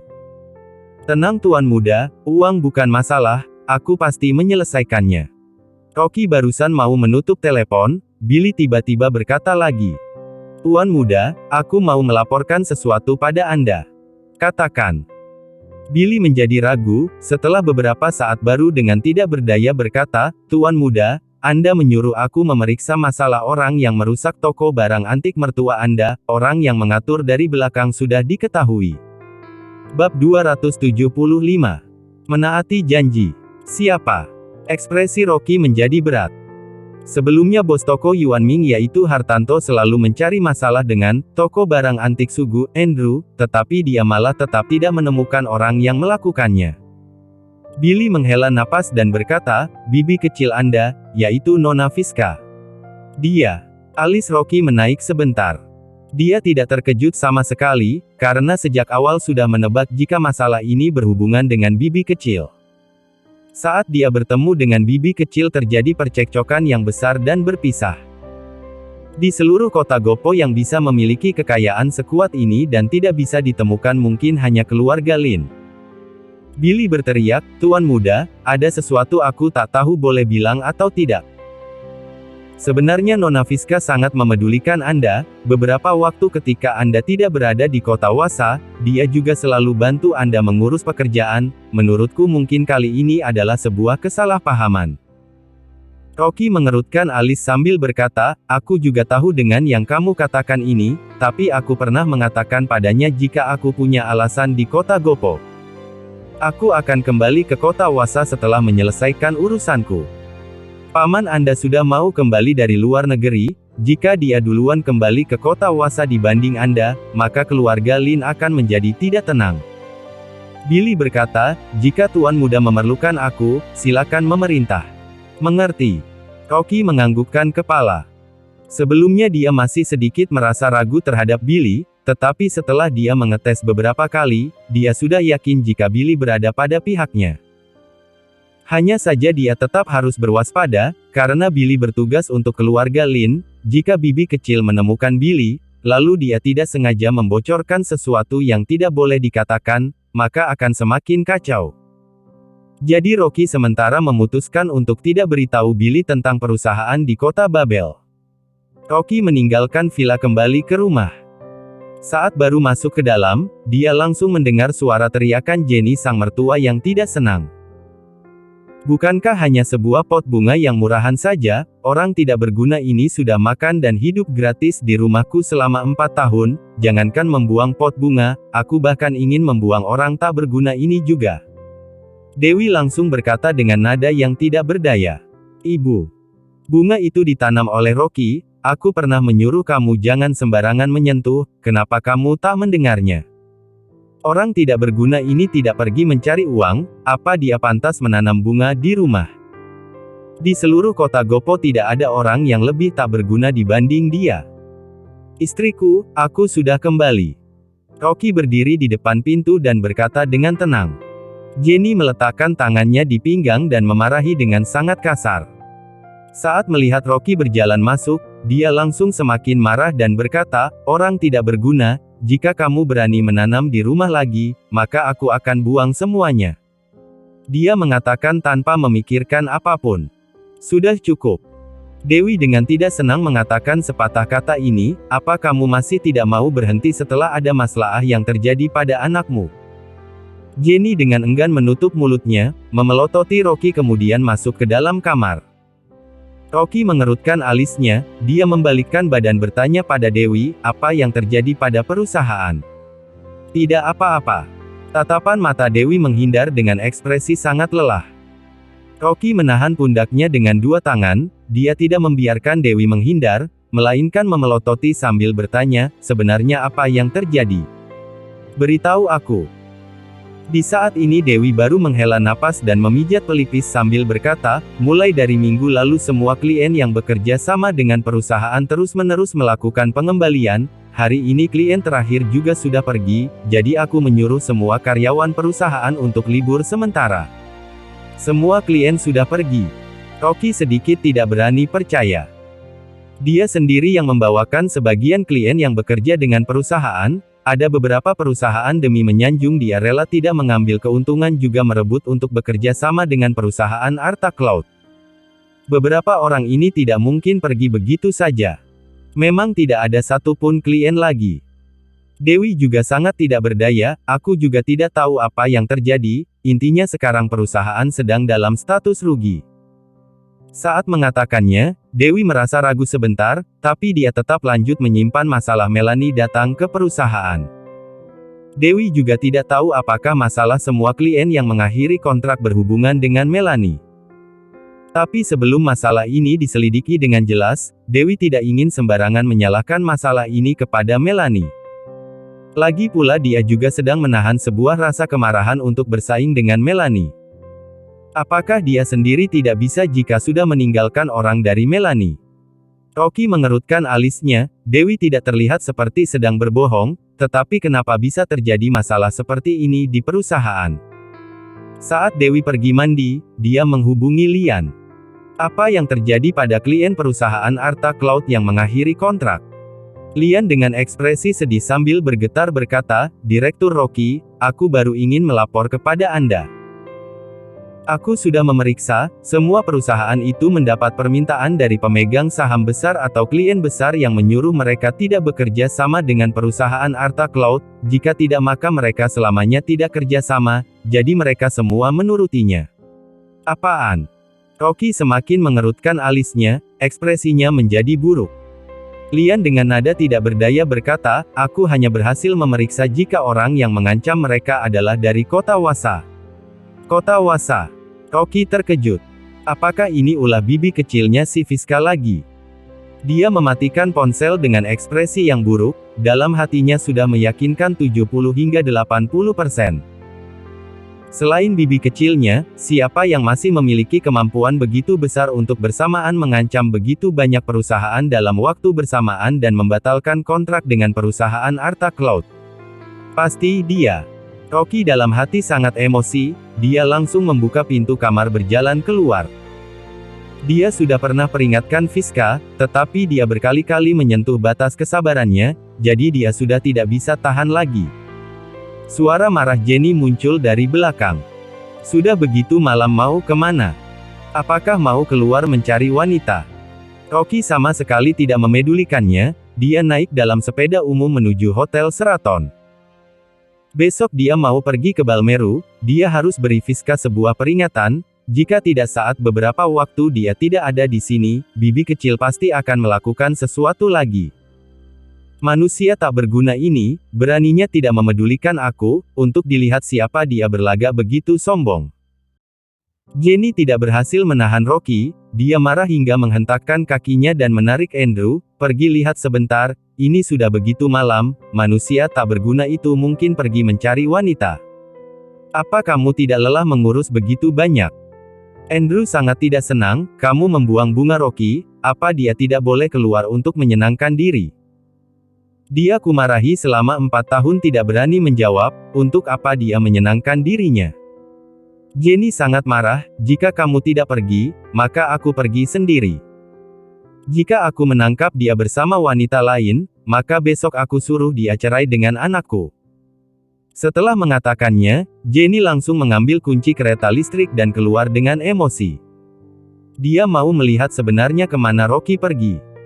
Jika Jenny menangkap sedang selingkuh di dalam tempat tidur, maka dia mendapat bukti untuk mengusir dia keluar.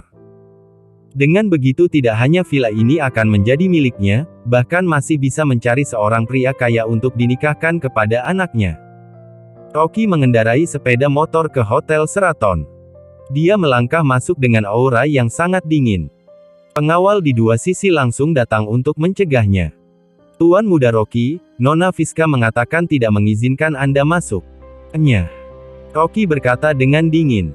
Beberapa pengawal malahan seperti sebuah dinding yang tidak bergerak di depan. Rocky melirik sekilas kemudian tiba-tiba menaikkan tangannya dan memukul mereka. Bam bam bam. Setelah suara pukulan yang kuat, semua pengawal terjatuh di lantai. Rocky dengan ekspresi buruk melangkah dari sisi pengawal, kemudian berjalan ke pintu di ujung lorong dan menendangnya. Bam!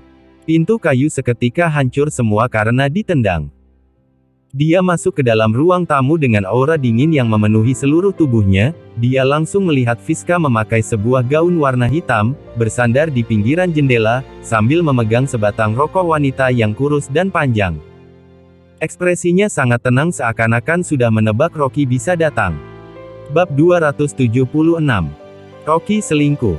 Ekspresi Rocky sangat dingin, langsung berkata, "Fiska, aku sudah peringatkan kamu. Sekarang kamu pergi dari kota Gopo, jika tidak jangan salahkan aku tidak sungkan padamu." Oh. Wajah Fiska yang indah tetap sangat tenang, dia tersenyum berkata, "Menurutmu apakah perkataanmu bisa mengancamku? Kamu ingin memukulku atau ingin mematahkan tangan dan kakiku?" Setelah mengatakannya, dia dengan elegan mematikan puntung rokok, masuk dengan memakai sepatu hak tinggi, kemudian menaikkan kepalanya melihat Rocky. Dua master yang berada di belakangnya langsung ikut kemari dan mau menyerang. Fiska mengayunkan tangannya menyuruh mereka mundur, kemudian berkata sambil tertawa, "Kalian jangan takut, jika dia benar-benar membunuhku, maka aku bisa beritahu kakakku dan kakak ipar jika sejahat apa anak mereka ini." Saat membahas ibu, Rocky merasa sangat sakit hati. Kematian orang tuanya adalah sebuah bagian paling sakit di dalam hatinya. Hubungan saudara ayah dan bibi sangat baik, ibu dengan Fiska juga seperti kakak beradik, meskipun dia sangat marah, dia juga tidak bisa menyerang Fiska. "Bibi kecil, sebenarnya apa yang kamu inginkan?" Rocky menghela napas, tangan yang dikepal dengan erat sudah dilepaskan. "Aku sudah pernah beritahu kamu jika aku masih ada urusan di kota Gopo, kenapa masih mau mencari masalah dengan keluarga Liu?" Fiska dengan sombong mengangkat dagunya berkata dengan tenang, "Kamu adalah pewaris keluarga Lin, keluarga Liu adalah bawahan keluarga Lin, mereka tidak pantas. Tapi aku mencintai istriku, aku tidak memedulikan latar belakang keluarga Liu. Apa kamu tidak memedulikan keluarga Lin lagi demi seorang wanita?" Rocky mengangkat kepalanya berkata dengan tenang, "Bagiku uang sama sekali tidak penting, jika kehilangan istriku, apa gunanya meskipun memiliki harta kekayaan sebanyak ratusan triliunan." Fiska dengan gaya sangat tidak puas dan berkata dengan emosi, "Wanita di dunia ini begitu banyak, setelah kamu menjadi kepala keluarga Lin, wanita seperti apa yang tak bisa kamu temukan?" Rocky tersenyum tanpa melawan.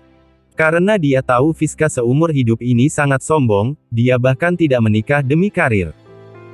Terhadap wanita yang kuat seperti ini, cinta adalah sesuatu yang tidak penting, yang dia inginkan hanyalah kekuasaan. Rocky menaikkan kepala berkata, "Bibi kecil, aku ingin membuat peraturan denganmu. Beberapa hari ini aku mau pergi ke Balmeru, dalam beberapa waktu ini kamu jangan menyerang keluarga Liu. Setelah aku kembali dari Balmeru, aku akan memperlihatkan sesuatu padamu, setelah melihatnya kamu kembali memutuskan untuk kembali ke kota Wasa atau tidak." Rocky ragu sebentar, dia bertanya dengan ragu, "Benda apa?" "Aku tidak bisa beritahu kamu sekarang, aku perlihatkan kepadamu saat kembali nanti."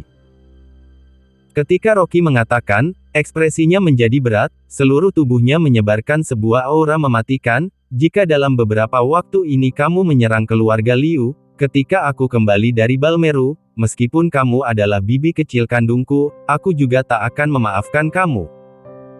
Sekujur tubuhnya dipenuhi dengan aura mematikan, aura dingin yang tersebar dari tubuhnya seolah-olah membuat suhu ruangan menjadi paling dingin. Fiska memelototi dia beberapa detik, dia juga merasakan aura yang dingin sehingga membuatnya merinding. Dia memaksa bertahan pada gaya sombongnya dan berkata, "Baiklah, kalau begitu aku tunggu kamu beberapa hari lagi. Saat itu jika kamu tetap tidak kembali ke kota Wasa setelah aku menyuruhmu kembali, maka aku akan melenyapkan keluarga Liu." Rocky menganggukkan kepala, kemudian pergi dengan memutar badannya. Sekarang Fiska memimpin beberapa perusahaan besar dari perusahaan Gria, kekuasaan yang besar, maka itu dia bisa mengancam beberapa bos perusahaan yang bekerja sama dengan Dewi, dirinya kini sementara masih belum memiliki kekuatan seperti itu untuk melawannya. Tapi asalkan dirinya mendapat hak mengendalikan semua wilayah, maka dia sudah ada kriteria untuk melawan dengannya. Rocky barusan pergi, Jenny langsung keluar dari sudut dinding sambil memegang ponsel. Wajahnya sangat emosi, dia mengomel dengan emosi, "Baik, manusia tidak berguna ini tak disangka benar-benar menemui wanita di hotel secara diam-diam. Sekarang sudah kutangkap, aku harus menyuruh anak perempuanku untuk cerai dengannya." Ekspresi Jenny sangat buruk, dia sangat emosi. Tak disangka menantunya benar-benar selingkuh, bahkan dengan wanita paruh baya dan kelihatan seperti orang kaya. Pantas saja si tak berguna ini belakangan ini semakin murah hati, tak disangka dia bersama dengan wanita kaya. Tangan Jenny bergetar karena emosi, dia menggenggam ponsel dengan erat, mencari akun WeChat anak perempuannya dan berkata dengan suara yang keras, "Anakku, aku sudah menangkap orang tidak berguna ini." Tidak disangka dia dihidupin oleh wanita kaya, "Ibu kirimkan foto kepadamu." Dia harus mengirimkan foto kepada anak perempuannya, dia harus menunjukkan wujud asli orang tak berguna ini dan segera cerai. Saat Jenny mau mengirimkan foto kepadanya, tiba-tiba sebuah tangan diulurkan dari belakangnya dan merebut ponselnya. Jenny terkejut, dia membalikkan badan dan memarahi, "Dasar manusia tak berguna, kembalikan ponsel kepadaku, jika tidak aku akan menamparkan kamu hingga mati." Sepatah kata, "kamu," masih berada di dalam mulutnya, Jenny seketika terdiam. Bukankah orang yang berdiri di depannya adalah wanita kaya yang menghidupkan menantunya? Dia sadar kembali dengan sangat emosi, dia langsung menghentakkan kakinya sambil sembarangan memaki saat menunjuk Fiska. "Dasar wanita jalang yang tidak tahu malu, sudah tua masih bersama menantuku di hotel. Aku harus menyebarkan masalah buruk kalian, agar semua orang di kota Gopo tahu jika wanita kaya tua seperti kamu sedang bersama pria muda." Fiska melipat tangan sambil mengerutkan alisnya. Sejak awal dia sudah mendengar jika Jenny adalah wanita tidak masuk akal, tak disangka dia lebih tidak masuk akal dari yang dia bayangkan. "Wanita yang tidak tahu malu, apakah ibumu tak pernah ajar kamu tentang rasa malu? Menantuku lebih kecil 7 hingga 8 tahun dari kamu. Kamu sudah tua masih mau dengan yang muda, sungguh tidak tahu malu." Jenny memarahi dengan sangat kasar. Pengawal di belakang Fiska langsung baju dan bertanya dengan nada yang berat, "Direktur Fiska, apakah mau membuat dia diam?" Beberapa pengawal sangat terkejut. Fiska bukan orang yang bisa disinggung dengan mudah, dia sangat sadis, bahkan dijuluki Raja Akhirat Wanita di kota Gopo, dan tidak ada orang yang berani menyinggungnya. Ada seorang wanita yang pernah memarahinya, Fiska langsung menyuruh orang menjahit mulutnya menggunakan kabel besi, kemudian membuangnya dari atas gedung. Jenny memarahi seperti ini adalah sedang mencari mati. Untungnya dia adalah ibu mertua Rocky, jika dia adalah orang lain, maka tubuhnya sudah dipotong dan dibuang ke dalam laut untuk dimakan hiu. Jenny sedang memarahi dengan kuat, tiba-tiba saat melihat ada beberapa pengawal yang berdiri di belakang Fiska, dia langsung terkejut dan terdiam. Ekspresi Fiska sangat dingin, dia tidak marah dan berkata dengan dingin, "Sudahlah, aku pernah janji dengan Rocky untuk menaati janjiku." Melihat Fiska tidak menyerang dirinya, Jenny mengira karena takut dengannya, jadi dia langsung marah kembali. Dia melirik Fiska sekilas, melihat wanita ini memakai perhiasan emas dan perak, bahkan berlian di cincin yang dipakainya juga sebesar telur burung merpati. Dia dengan tersedak berkata, "Boleh, jika kamu tak ingin terbongkar. Kamu berikan aku 200 juta sebagai biaya tutup mulut, maka aku tak akan mengatakannya." "Apa?" Fiska sangat terkejut. Dia adalah mertua Rocky, apa maksudnya sekarang meminta biaya tutup mulut sebanyak 200 juta? Fiska memelototi Jenny dengan tatapan yang aneh. Tak disangka karakter keluarga Liu seperti ini. Tidak hanya kualitas sangat rendah, bahkan sifat juga sangat buruk. Ada ibu yang seperti ini, maka anaknya juga seperti ini, mungkin Dewi juga bukan terlalu baik. Setelah memikirkan seperti ini, Fiska semakin yakin terhadap pemikiran untuk membawa Rocky kembali ke kota Wasa. Sekelompok keluarga Liu yang tidak berguna sama sekali tidak cocok dengan Rocky. Setelah Rocky kembali, dia baru beri pelajaran kepada Jenny dan membuat keluarga Liu selamanya menghilang dari dunia. Bab 277. Perjalanan Balmeru. Fiska tidak ingin lanjut ribut dengan Jenny, dia langsung memerintah pengawal untuk memberikan 400 juta dan mengusir dia keluar. Dia sudah janji dengan Rocky untuk tidak menyerang Jenny sementara waktu. "Benar, berikan uang." Jenny menggosok matanya, dia langsung mengambil sebungkus uang kertas merah. Di dalam plastik hitam sangat berat, semuanya adalah uang. 400 juta. Dalam sekejap Jenny sangat bahagia hingga tidak bisa menutup mulutnya. Tak disangka wanita kaya yang didapatkan menantunya langsung memberikan 400 juta hanya karena dia mengatakan dengan sesuka hati saja. Sudah kaya. Jenny mengambil uang, tetapi dalam hati sudah merasa menyesal. Dirinya memiliki bahan ancaman wanita kaya ini, seharusnya dia meminta 4 miliar, karena 400 juta terlalu merugikan. Tapi dia sudah diusir oleh pengawal dan tidak bisa masuk lagi. Jenny membawa uang dengan pemikiran yang dilema. Dia harus tetap membiarkan wanita kaya ini atau beritahu anak perempuannya tentang Rocky yang selingkuh. Tampaknya wanita kaya itu merasa tidak tenang, kedepannya mungkin menantunya masih bisa bertemu diam-diam dengan wanita kaya ini, jadi ini adalah sebuah jalan untuk mendapat uang. Jenny berpikir-pikir, terakhir tetap saja uang lebih penting. Dia membawa uang, berjalan sambil berkata, "Anakku, jangan salahkan ibu tidak beritahu kamu, uang ini memang datang dengan gampang. Tunggu ibu menyergap Rocky selingkuh beberapa kali lagi, memotret foto dia bersama wanita kaya di tempat tidur, saat itu ibu akan sekaligus meminta uang sebanyak miliaran kemudian menyuruh orang tak berguna itu cerai." Jenny pulang seperti tidak ada yang terjadi, ekspresinya yang tenang tanpa membahas sedikit pun tentang Rocky bersama wanita tua kaya. Dewi sedang memikirkan masalah perusahaan, dia mengira ibunya memfitnah Rocky, jadi dia tidak menanyakannya. Karena ibu kandungnya memprovokasi dari belakang dan mengatakan keburukan Rocky adalah hal yang sudah biasa baginya. Di pagi hari kedua, Rocky mengatakan dirinya mau keluar kota untuk bantu teman dalam menegosiasi bisnis. Dia duduk di dalam mobil Bentley Yoga menuju ke Balmeru. Belasan mobil membentuk sebuah barisan. Mobil Bentley berada di tengah, depan belakang terdapat mobil van yang ditumpangi pengawal. Selain ini, Yoga membahas dengan Broto untuk mengutus puluhan master duluan ke Balmeru menunggu mereka untuk menghindari ada kecelakaan yang terjadi. Balmeru adalah wilayah keluarga Chen, jadi mereka membawa lebih banyak orang untuk berjaga-jaga. Dengan status Jimmy, dia bukan orang yang menggunakan ucapannya sebagai candaan. Dia melakukan apa yang dia lakukan, dia pasti akan menyerang dirinya dan Master Rocky. Dia harus melakukan persiapan yang lebih awal, jadi meskipun terjadi perselisihan antara dua pihak, dia juga bisa kembali ke Nangwang dengan aman. Di malam hari, sebaris mobil perlahan-lahan tiba di Balmeru. Kota Sarbi. Ini adalah pusat dari Balmeru, semua orang yang paling berkuasa di Balmeru berkumpul di sini. Dan acara White Dragon kali ini diadakan oleh Kota Sarbi. Meskipun malam hari tiba, Kota Sarbi tetap sangat sepi seperti sebuah kota besar mewah yang berada di pinggir laut. Tapi lokasi kompetisi tidak berada di pusat kota, melainkan di sebuah daerah yang memiliki pemandangan ngarai. Barisan mobil langsung melaju ke hotel area pemandangan. Di area pemandangan terdapat 6 hingga 7 hotel besar, 2 hotel di tengah paling mewah dan sangat terang, 2 hotel yang berada di samping lebih rendah.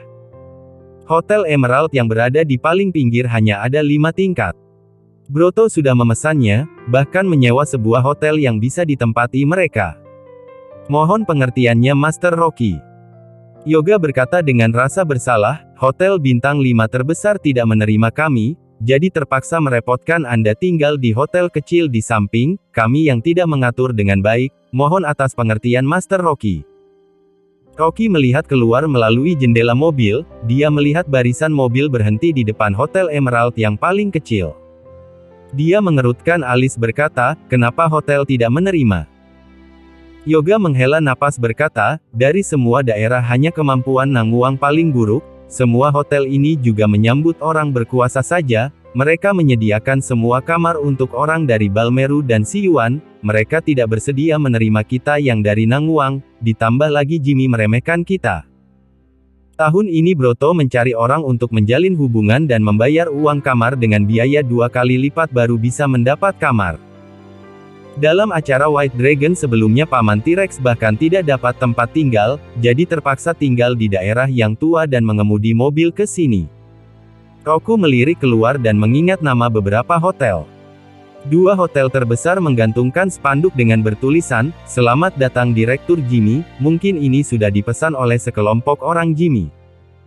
Lapangan di samping sebuah hotel sudah ada 3 barisan pasukan yang berdiri dengan rapi, berpakaian rapi dan sangat bergairah. Di saat ini sebuah barisan yang terdapat 30 lebih mobil perlahan masuk ke area pemandangan. Sekelompok pria kekar yang berdiri di lapangan langsung mencondongkan badan dan berteriak dengan serentak. "Selamat datang pemimpin Si Yuan." Suara yang sangat kuat bergema di dalam lembah. Rocky tidak memedulikannya, tampaknya barisan mobil ini adalah keluarga Yan dari Si Yuan, sungguh menghebohkan. Sebuah mobil Bentley yang memimpin langsung masuk ke dalam lapangan. Sekelompok pria kekar maju ke depan membuka karpet merah dan berdiri dua sisi sambil mencondongkan badan mereka. Petinggi hotel juga berdiri di sebelah sisi sambil mencondongkan badan dengan hormat. Supir membuka pintu mobil, seorang pria tua berpakaian kemeja panjang serat bambu biru turun dari mobil. Tubuhnya kurus, tatapan matanya bersinar, dalam alisnya terdapat seekor harimau yang menyeramkan. Dia turun dari mobil tanpa melihat ke arah lain. Dua asisten perempuan dengan buru-buru berjalan ke depan dan menggandengnya dari dua sisi. Yoga berkata dengan nada yang berat, dia adalah kepala keluarga Yan, yaitu Joan. Setelah Joan turun, dia dengan tidak senang melepaskan dua perempuan cantik yang menggandengnya dari dua arah. Dia dengan cepat berjalan ke tempat duduk belakang dengan ekspresi sedikit kaku. Seorang asisten khusus langsung membuka pintu mobil. Seketika Rocky tiba-tiba merasakan aura yang aneh. Meskipun berjarak ratusan meter dan dibatasi oleh jendela mobil, dia tetap bisa merasakan aura negatif yang dingin. Orang yang turun dari mobil adalah seorang pria paruh baya botak dengan ekspresi buruk. Tubuhnya sangat kekar dan memakai sebuah jubah biksu hitam, sepatu jerami, di lehernya terdapat sebuah kalung tulang putih. Ketika melihat kalung tulang tersebut, bahkan Yoga juga merasa merinding. Tulang kalung yang dipakainya tak disangka terbuat dari tengkorak kepala manusia dengan jumlah 18 butir. Tengkorak kepala manusia yang dibuat menjadi kalung memiliki ukuran sebesar kepalan tangan manusia, tampaknya menggunakan cara khusus untuk menyusutkannya. Rocky memelototi pria paruh baya ini sambil berpikir. Mungkin dia adalah Mati, dari organisasi Hidden Ghost. Joan sangat menghormatinya, maka itu dia melayaninya di samping secara langsung. Tapi Mati malahan sangat sombong, seolah-olah tidak mementingkan kepala keluarga Yan ini. Meskipun begitu, Joan seolah-olah tidak merasakan apapun, melainkan semakin ramah padanya. Kini seorang karyawan hotel membawa seekor rusa hidup. Joan langsung berteriak, "Bawakan rusa jantan kemari untuk menyambut Mati yang mulia." Yoga dengan bingung berkata, "Kenapa? Apakah mereka mau memanggang rusa di lapangan untuk menyambut?" Seorang asisten membawakan rusa ke depan Mati. Rusa jantan sangat sehat dan kekar, mungkin sudah terlalu banyak diikat, jadi rusa itu sangat reseh dan tidak berhenti melawan. Pengawal hampir tidak bisa menahannya dan hampir melepaskan. Mati menganggukkan kepala, tiba-tiba dia menepuk di kepala rusa jantan. Rusa jantan yang tadinya masih tidak berhenti menghentakkan kaki, tiba-tiba titik akupunturnya seperti ditekan dan tidak bergerak lagi. Mati hanya meletakkan tangannya di atas kepala rusa tanpa bergerak. Yoga sangat terkejut, dia bertanya, "Master Rocky, apakah dia sedang berkomunikasi dengan rusa?" Dengar kabar bahwa di India banyak guru yoga bisa berkomunikasi dengan hewan, tak disangka Mati juga bisa. Bab 278. Mati. Rocky bicara dengan datar, dia bukan berkomunikasi dengan arwah, tapi sedang menghisap darah. Rusa jantan itu walaupun tidak bergerak, tapi tubuhnya malah tidak berhenti gemetar. Dalam waktu beberapa menit yang singkat, rusa jantan yang tadi masih sehat kuat, malah seperti mengerut semakin kecil. Dalam sekejap, rusa jantan jadi kurus kering, tampaknya di bawah kulit rusa sedang menahan sekumpulan tengkorak. Tubuh rusa jantan yang sehat kuat mengecil beberapa kali lipat, disedot sampai jadi rusa kering, yang berukuran kurang lebih seperti seekor golden retriever. Mati melepaskan tangannya, rusa kering, langsung terjatuh dengan kaku, kedua matanya terbuka, sudah disedot darahnya, sudah mati sejak awal. Dan wajah Mati yang barusan masih putih pucat, seketika berubah jadi merah, bahkan kerutan di wajahnya juga jadi ketarik, sudah seperti seorang remaja. Joan langsung mengucapkan selamat, ilmu Tao yang mulia benar-benar sangat tinggi, teknik menakjubkan seperti kembali jadi muda ini, mungkin di dunia ini hanya yang mulia seorang yang bisa melakukannya. Ekspresi mati sombong, bicara dengan datar, ini adalah teknik rahasia organisasi Hiden Gosku, orang di samping tentu saja tidak bisa mempraktekkannya. Itu tentu saja. Joan langsung memerintah dua asisten perempuan, memerintah, Papa yang mulia pergi istirahat, kalian berdua layani baik-baik. Rocky melihat mati sekelompok orang berjalan masuk ke hotel, berpikir dalam hati. Ilmu mati ini, memang jauh lebih tinggi beberapa kali lipat dibandingkan Arta. Dan saat dia menggunakan telapak tangan, langsung menghisap kering darah rusa jantan, kelihatannya kultivasinya sudah mencapai tingkat paling dasar. Mengenai apakah mati menyembunyikan kekuatannya, jarak Rocky terlalu jauh, tidak bisa mengetahuinya. Sekelompok orang anggota mobil melihatnya sampai melongo, benar-benar dibuat terkejut oleh jurus kembali jadi muda, mati. Hanya Yoga yang tidak tergerak, ekspresinya juga agak menghina. Sejak awal dia sudah pernah melihat efek menakjubkan sebutir obat dewa yang bisa membuat orang tua menjadi muda di tempat Master Rocky. Sekarang mati hanya berkurang sedikit kerutan, dibandingkan dengan pil dewa Master Rocky, perbedaannya jauh. Tapi, terhadap acara White Dragon besok, Yoga masih cemas. Karena bawahan Jimmy, masih ada seorang berkekuatan aneh, Pim yang merupakan juara pertama bertahan acara White Dragon. Apalagi Jimmy sudah mengatakan, tidak akan membiarkan mereka meninggalkan Balmeru hidup-hidup. Mati berjalan masuk ke hotel untuk istirahat, orang-orang yang menyambut di depan pintu juga mulai bubar. Rocky turun dari mobil, baru mau jalan masuk ke hotel, malah melihat seseorang yang berjalan keluar dari dalam lobi, di belakangnya diikuti 7-8 orang pria kekar. Tubuh orang ini tinggi besar, tubuhnya mengenakan satu set baju bela diri berwarna emas muda, kepalanya tersanggul sebuah cepolan, diikat naik dengan kain biru, mengikuti cara berpakaian orang kuno. Dia berjalan sampai depan pintu dan menghentikan langkahnya, tampaknya sedang menunggu beberapa orang ke sana. Yoga langsung maju dan memperkenalkan, Master Rocky, ini adalah ahli yang diutus Paman T-Rex, namanya Jaiden. Paman T-Rex punya penyakit kaki, tidak bisa jalan jauh, sehingga mengutus Jaiden untuk datang dulu ke Dongzu, setelah menyelesaikan segalanya baru menyambut Anda. Selesai bicara, dia bicara lagi ke Jaiden, Master Jaiden, ini adalah Master Rocky. Halo Master Jaiden. Rocky menganggukkan kepala dengan segan, dia juga melihatnya, pria bernama Jaiden ini memang dipenuhi energi, merupakan seseorang yang kuat yang jarang ditemui. Tapi, setelah dia menyapa, Jaiden malah hanya menganggukkan kepala pelan untuk menunjukkan maksudnya.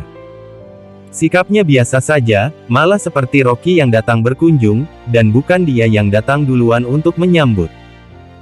Yoga agak canggung, menjelaskan pada Rocky, ilmu Master Jaiden dalam, dia sudah mulai belajar bela diri sejak usia 3 tahun, lalu terus berlatih dengan penuh konsentrasi.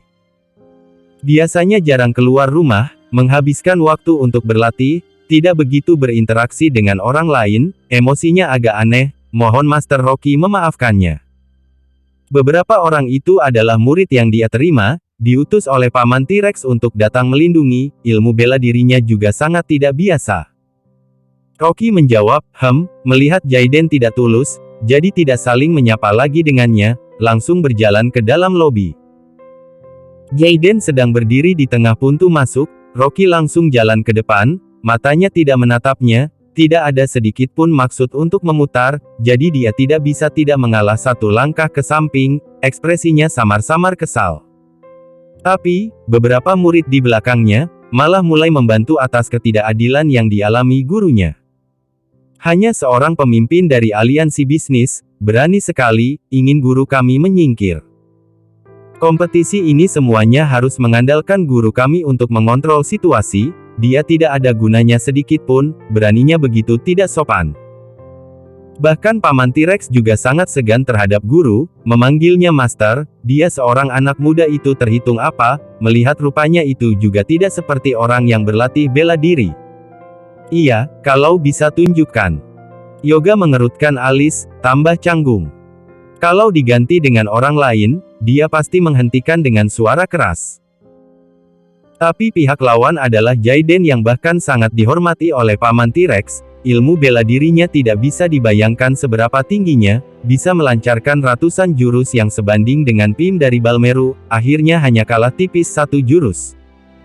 Bagaimanapun acara White Dragon kali ini, juga memang harus mengandalkan Jaiden untuk mengontrolnya. Kalau tidak hanya dengan kejadian aneh, mati, menghisap darah rusa mentah-mentah, Yoga hanya dengan melihatnya saja sudah merasa kulit kepalanya gatal, tidak tahu juga apa jurus panggilan guntur Master Rocky efektif untuk melawan mati. Pendengaran Rocky tajam, sehingga bisa mendengar omongan-omongan ini, juga tahu Jaiden juga mendengarnya, tapi tidak menghentikannya. Ekspresi wajahnya cuek, melihat dari martabat Paman T-Rex, jadi tidak banyak bicara. Omongan beberapa orang yang tidak penting, dia tidak perlu memandangnya. Yoga melihat Rocky berjalan masuk ke lift, tidak perhitungan, baru berjalan masuk ke sana dengan keringat dingin, hatinya akhirnya lega. Kalau di saat penting ini, orang-orangnya sendiri ribut, akan repot.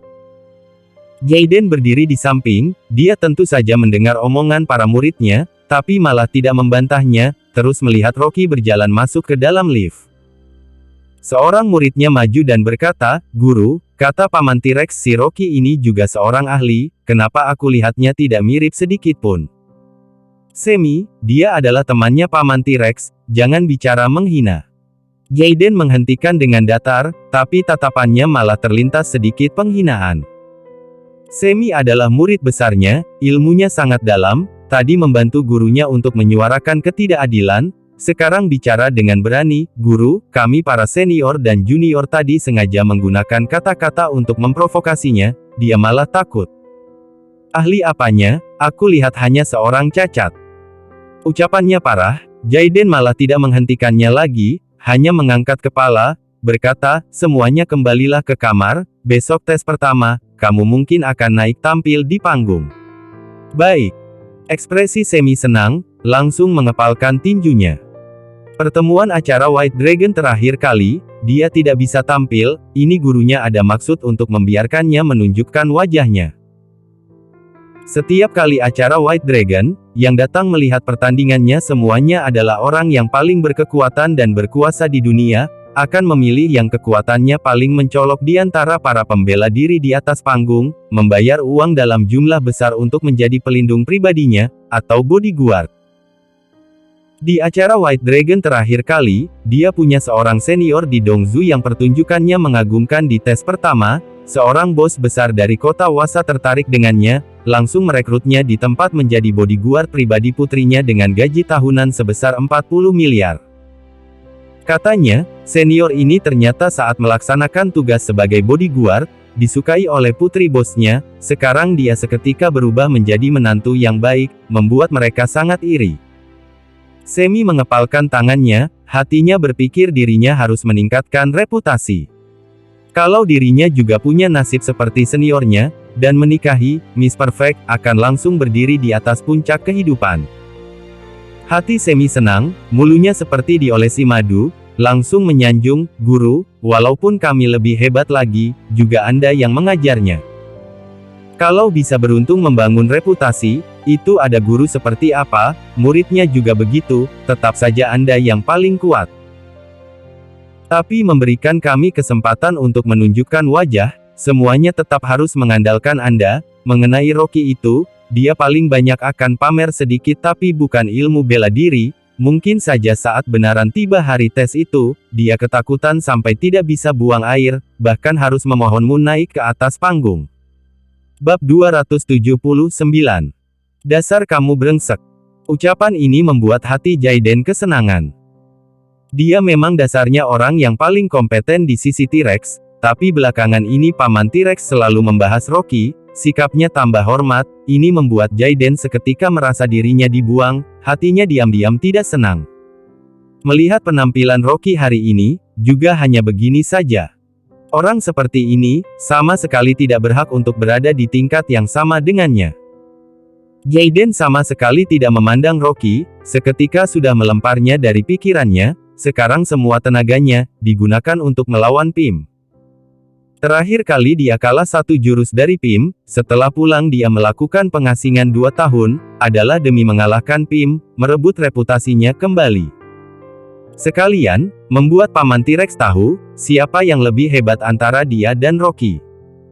Rocky berjalan masuk ke kamar, menggerakkan kepala untuk menyapu sekitar.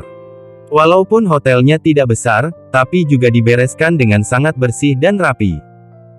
Di seberang jendela, adalah sebuah gunung hijau yang tinggi, dikelilingi kabut, pemandangannya sangat indah.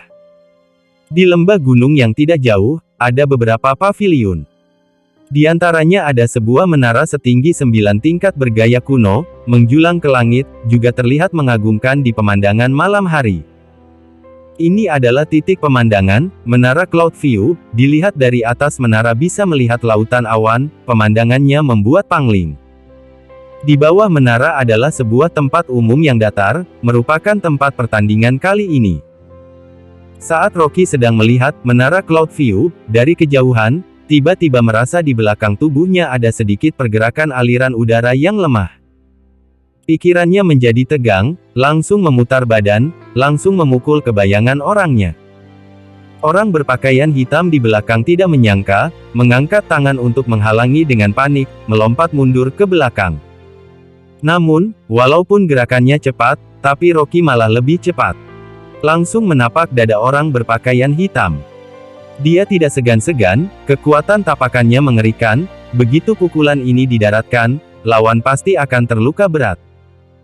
Saat tangannya hanya selisih setengah senti dengan tubuh orang berpakaian hitam, Rocky tiba-tiba mengerutkan alisnya, memaksa untuk menarik kekuatan tapakannya. Namun walaupun kekuatannya menghilang, tapi kekuatan pukulannya malah tidak bisa ditarik kembali, langsung mengenai bagian dada orang berpakaian hitam.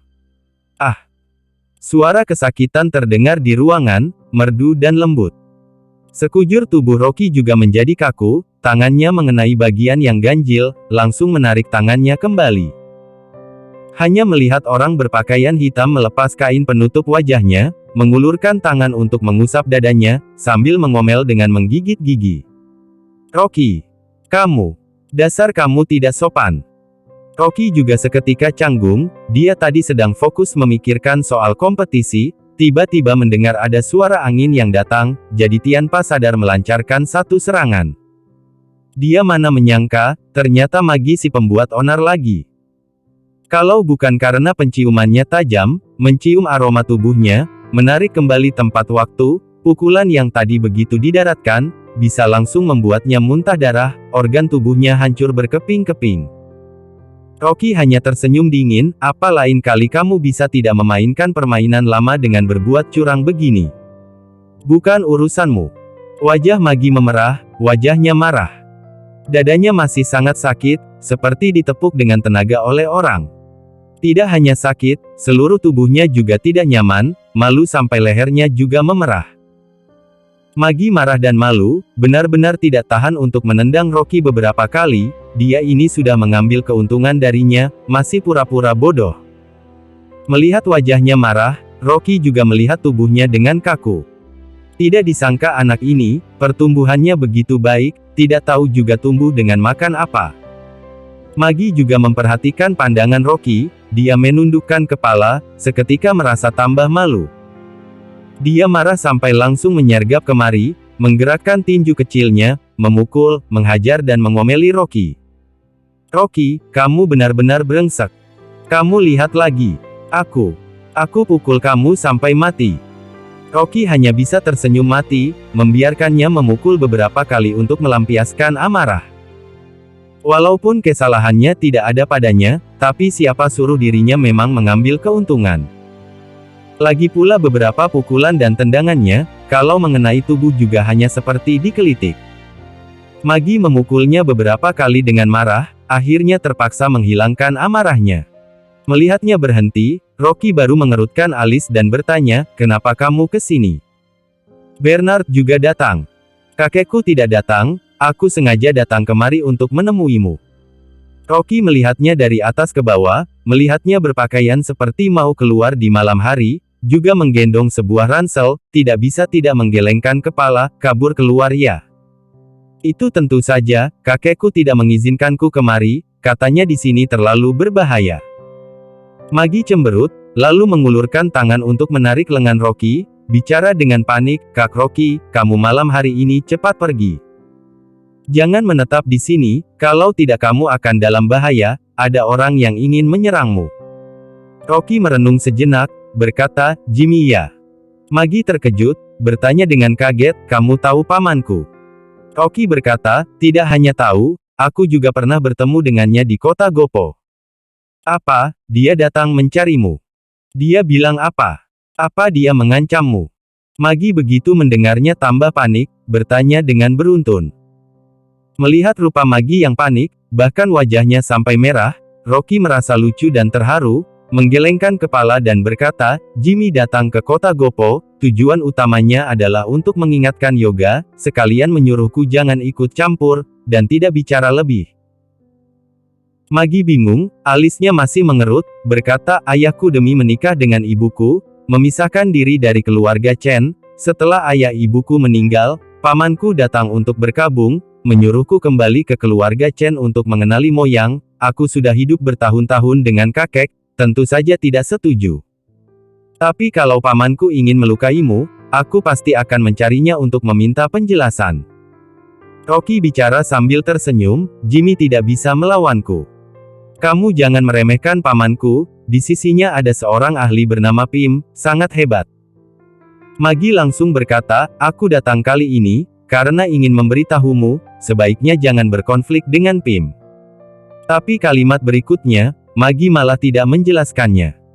Dia mengkhawatirkan Rocky, ingin bertemu dengannya juga, makanya kabur kemari dari kota Babel.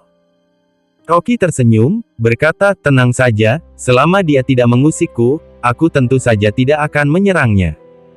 Melihat dari martabatmu, aku sudah melepaskannya sekali." Maggie menutup mulutnya, sangat tidak percaya.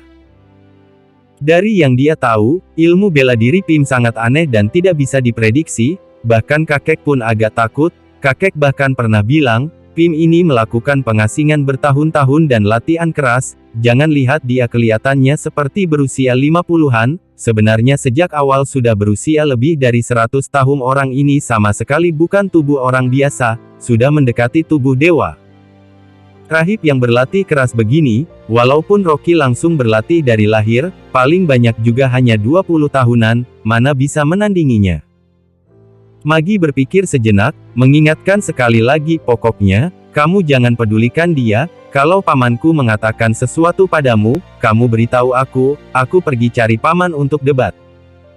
Rocky hanya tersenyum tidak bicara, dia seorang pria dewasa, hanya bisa bersembunyi di belakang rok anak perempuan kecil. Dia mengangkat kepala dan menilai sejenak, berkata, "Kamu mandi tidak?" Maggie tertegun, bicara dengan terkejut, "Mandi apa? Setelah mandi, baru ke kasur untuk tidur dong." Rocky bicara, sembari melepaskan luarannya, "Lagi pula kasurku ini sangat besar, untuk tidur 3 orang pun muat."